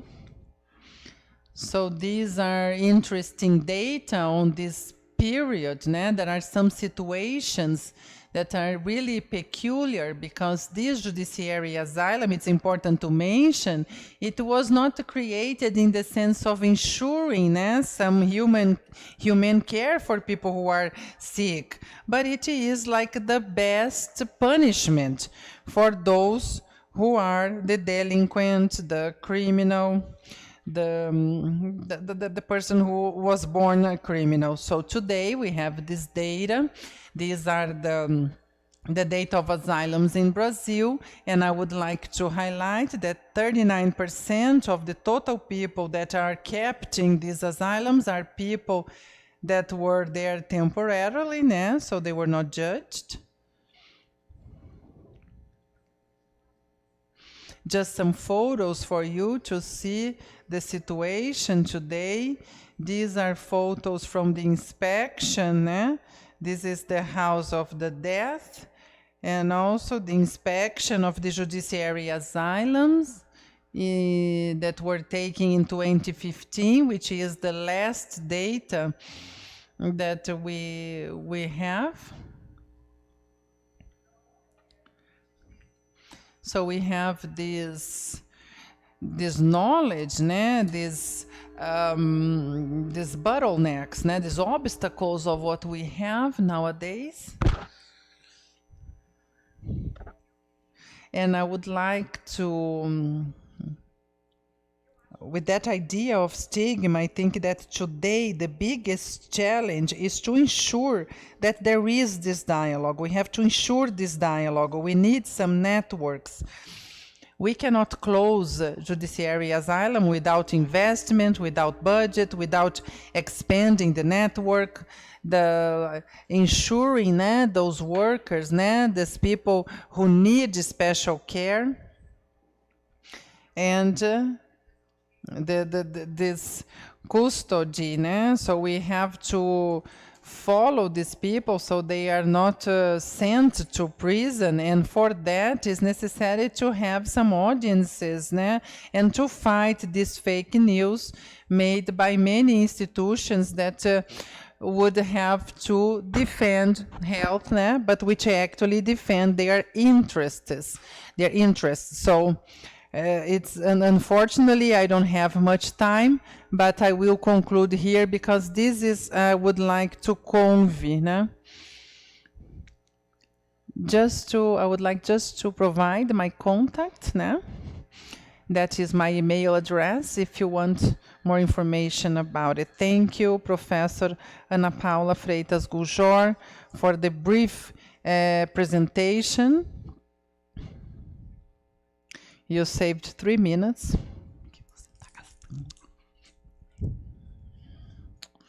Thank you for your participation. 4,860 people. But this is a number that cannot generate any kind of justification for panic. We live in a country with 5. It's less than 1 per municipality, just for you to have an idea of the dimension that this number means. It's also interesting that out of these 4,680 men and women that are in asylums, 0 are in Goiás. I have to mention this because this is the reason for being here in this seminar, to show that it is possible. Like Professor Ernesto mentioned, Professor Paulo also said that we have to believe that we can definitely close these asylums. It's not utopia anymore. It's a need, né? It's an urge. Like it was said, né? The reason of an ethical commitment, political commitment that came with the resolution 487. I will open the floor now to Dr. Sonia Barros. Graduated in nursing by the Federal University of Bahia, also a master at USP. She is a professor for the nursing department and psychiatry in the nursery school at USP, and she is now the director of mental health, alcohol, and other drugs from the Ministry of Health. With the floor, Dr. Sonia Barros, you have 20 minutes. Good evening, everyone who are here. Thank you for the resistance, né, of the ones who are still here with us. And I would like to take this opportunity to thank and congratulate the National Council of Justice, the Court of Justice, all the organizers of this event for the invitation to participate of this historical moment in the process of the anti-asylum policy in our country, to speed up this psychiatric reform in the country. So we are building this moment together. So I would like to greet all my colleagues in this panel, dear people to me, very respectful speakers. So don't worry about the amount of paper because I used a pencil to cut a lot of text, but I think it is fundamental, né? On the title of this, né, this dialogue from the experience of psychiatric reform in Italy and Brazil, we have to contextualize a bit, and I think that we know. It was also mentioned that the national policy of mental health and other drugs in the country is characterized by the community work, né? And to ensure human rights of the users of the Brazilian and IGS. This was built in alignment with the democratization movement in the 80s, and we are still building this democracy. I also think everybody knows that the experience in Brazil is an international reference. The Brazilian model has gained visibility, and it's really good to know, né, to have the national documents, international documents of organizations such as the Pan American Organization of Health, the World Health Organization. They recognize that the experience in Brazil, it's well structured, well evaluated, and is formed and organized, né, in the mental health. This is a document of PAHO dated from 2022. Also, other documents recognize that these experiences lead to the suggestions, né, as it was mentioned in 2009 by WHO, suggesting the end of the asylums. And also in 2013, the World Health Organization and the Pan American Health Organization renewed, né, the guidelines for the change, né, of the healthcare, and they suggest substituting this treatment in asylums to the communitary networks and units. So these people in charge of the psychiatry reform, it's really good to have such tools in order to have these arguments. Why not? Né? So this model of mental health in Brazil has also evolved a lot with the transformations that took place in the world, and and the so-called desinstitutionalization of mental health. That is the idea that has for many decades guiding the construction of these mental health policies in the more developed countries. And here we can say that it's our chief matter. So this reorientation in Brazil has been studied by researchers from different institutions, national and international. So all the findings from these studies, they corroborate this effectiveness of the models, communitary models, either for the reduction of hospital demand or the what is related to suffering or mental health problems. These studies are part of those. I'm not going to read or mention all these studies, but they are available if you are interested to have the access to them. Even with all this evidence, these significant advances in the model, we know that from 2016 there was a severe change in the perspective, the assistance of the mental health policies in Brazil, which pavimented the model proposed, this setback that we do not accept anymore. We are now in this moment retaking this psychiatric reform in Brazil, and we have to reinforce that this policy, national policy against of mental health and other drugs, is constituted based on human rights, where human dignity is a premise, and inspired in the Universal Declaration of Human Rights and the Brazilian Constitution, which brings citizenship and the dignity of the human person as central. So the right to health is one of the most relevant rights because this is directly related to life. On the other hand, this model, as it is in the law 10216, has to ensure the right to health care, which in the condition of human rights must preserve the other human rights, including the right to freedom. Also, the law determines that the people has to be treated in communitary services of mental health. This is to preserve this right. This desinstitutionalization is the idea that would guide, that would drive this, and it has been a topic of debate. Every opportunity we have, national and international literature that talk about the reforms, the essential models on mental health, there is consensus that this desinstitutionalization is not does not finish with the end of the asylum, according to WHO. In the document dated from 2020, this desinstitutionalization requires the attention and the reclusion of people with mental suffering in the asylums to ensure dignity and quality services for the same organization. This desinstitutionalization is one of the keys for the complex process of restructuration of the health services, mental health services, based on the transformations generated after war in different parts of the world. Literally, that was mentioned here, an Italian psychiatrist,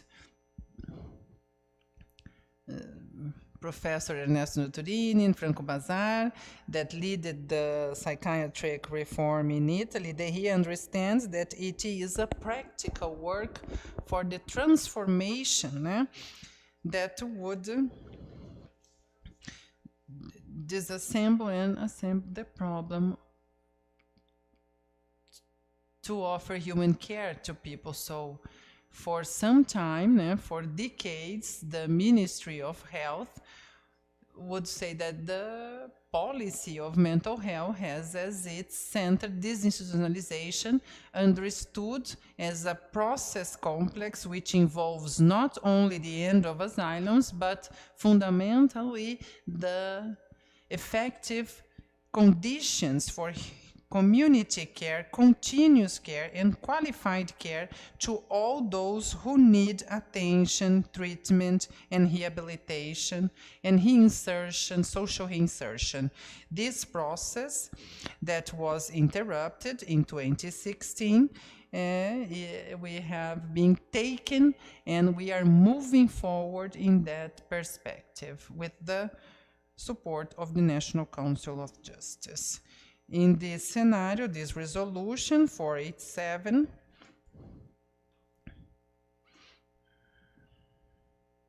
we understand that this resolution comprises the principles and methodologies of what we said about the disinstitutionalization, already consecrated in the field of psychosocial field, also for people in conflict with the law who have some mental disorders and some at the end, it seems that the resolution establishes that the asylums and prison systems, juvenile justice systems, as spaces for mad and criminals. We follow this law, 10216. The resolution establishes that the treatment of these people must be conducted in the psychosocial networks of the national health system here in Brazil, and this treatment has to be a therapeutical priority carried out in the community, this network for psychosocial attention. Like we said, with the law 10216, the policy of mental health in Brazil has as its guidelines the implementation of this model that was concentrated in asylums and psychiatric hospitals. From this new report, the people who suffer from mental health diseases, now they have been receiving this treatment in the community hospitals. So the Ministry of Health understands that the treatment for these people who present suffering and mental health disorders must be carried out in the community, and the hospital must be the last resource, never the first.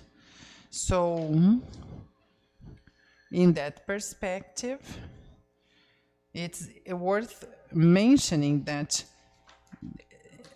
when it comes to the psychosocial, some aspects, essential aspects to qualify the discussion and overcome criticism on the lack of structure of the NEC.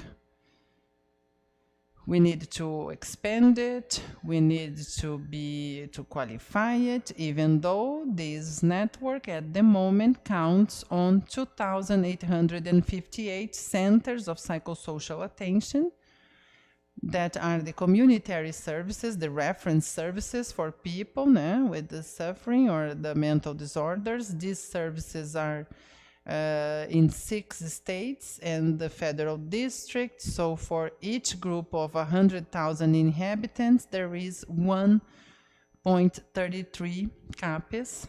In the last decade, we had the goal of 1 CAPS for every 100,000. So the trend is to move forward.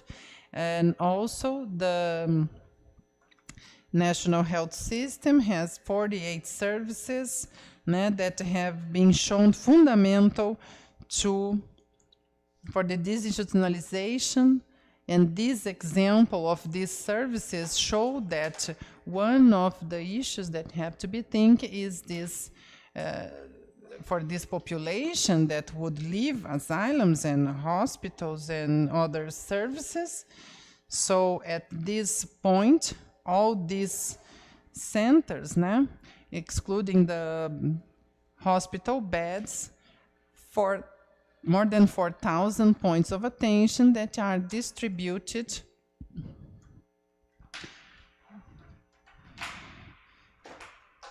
and also those multi-professional teams that will play an important role for the primary attention and other in the net. So between March and May, to talk about this advance, which is still small, but it is a trend, the Ministry of Health invested 31,250,000, a little bit more, for the expansion of this network between March and April and May.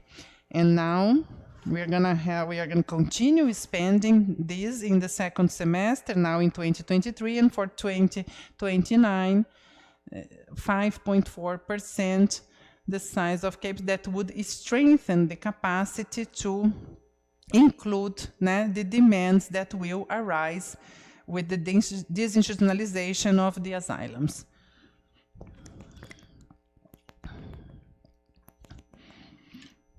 The Department of Mental Health from the Ministry of Health is also training some more immediate and others long-term for the workers that will have this reference.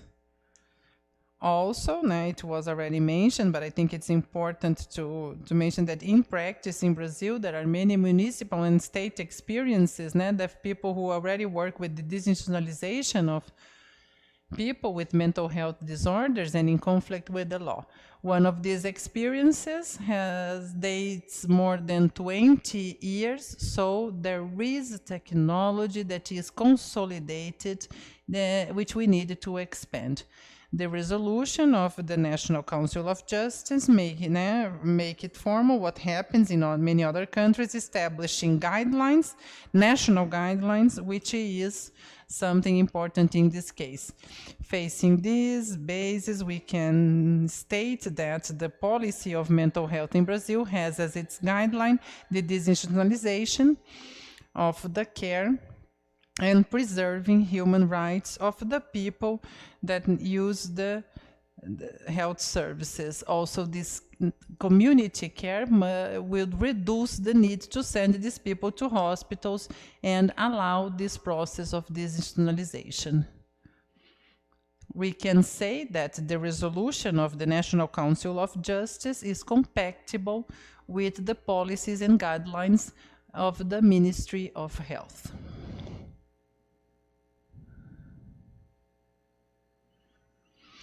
The Department of Mental Health has been discussing, faces to this scenario, the principles of a policy of disinstitutionalization of this population, understanding that it has to be intersectorial, interministerial in the elaboration of strategies and the compositions of several resources which are necessary for the disinstitutionalization of people with mental health disorders and conflicts with the law. And what we have to establish is the human care based on Law 10216 and human rights. And we must immediately start the permanent education process with the workers at APES, but not only, it is fundamental to work with the APES and the services applicable to these people with mental disorders and problems with the law. These as dialogues, debates, a flow of information, and also action in the network. And also the dialogue, the primary attention to strengthen these teams. And we also understand as fundamental to develop communication proposals to establish communication with the population in general and the workers of the health networks, social service in that perspective, intersectorial perspective. It's also necessary and something that we are doing, it's almost ready. The mapping of these convergences and the existing ones between the psychosocial networks and the asylums and the prison system with the psychiatry wards. So this convergence is we need to establish this flow, the work with the teams, and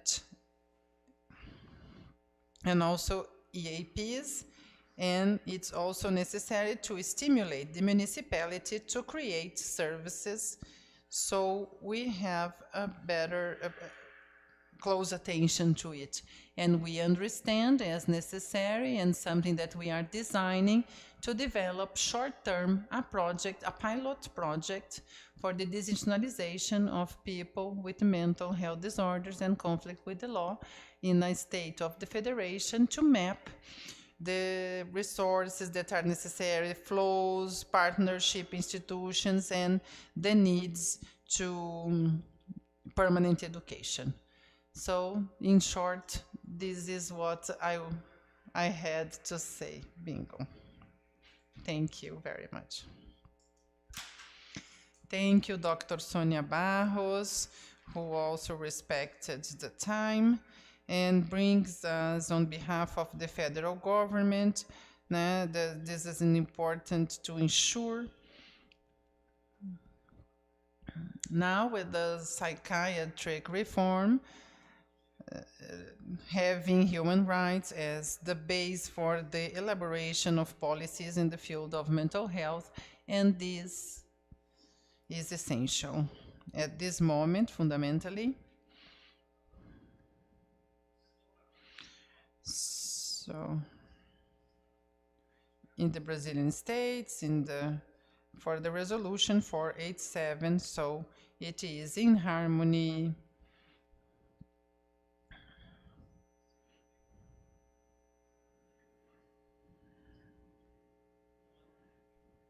a year is too long. A year is too long for the one who is in confinement, so it's possible doing so. And this presence of the federal government at this moment to strengthen this net of social attention is important, because this network will now we have to act in the process to close these asylums. And if today we have 4,000, more than 600 people in asylums, in a year there will be zero people in Brazil. Thank you very much, all the speakers, for your presentations. We are all very tired. It was an extensive, intensive day, but wonderful day with the discussions, and we are going to close here this with. Once again, thank you everyone. Thank you, Professor Amarante, Sonia Barros, Professor Ernesto Venturini, Professor Ana Paula Mujor, for your presence and for your presentation. Tomorrow, we continue with our international seminar on mental health.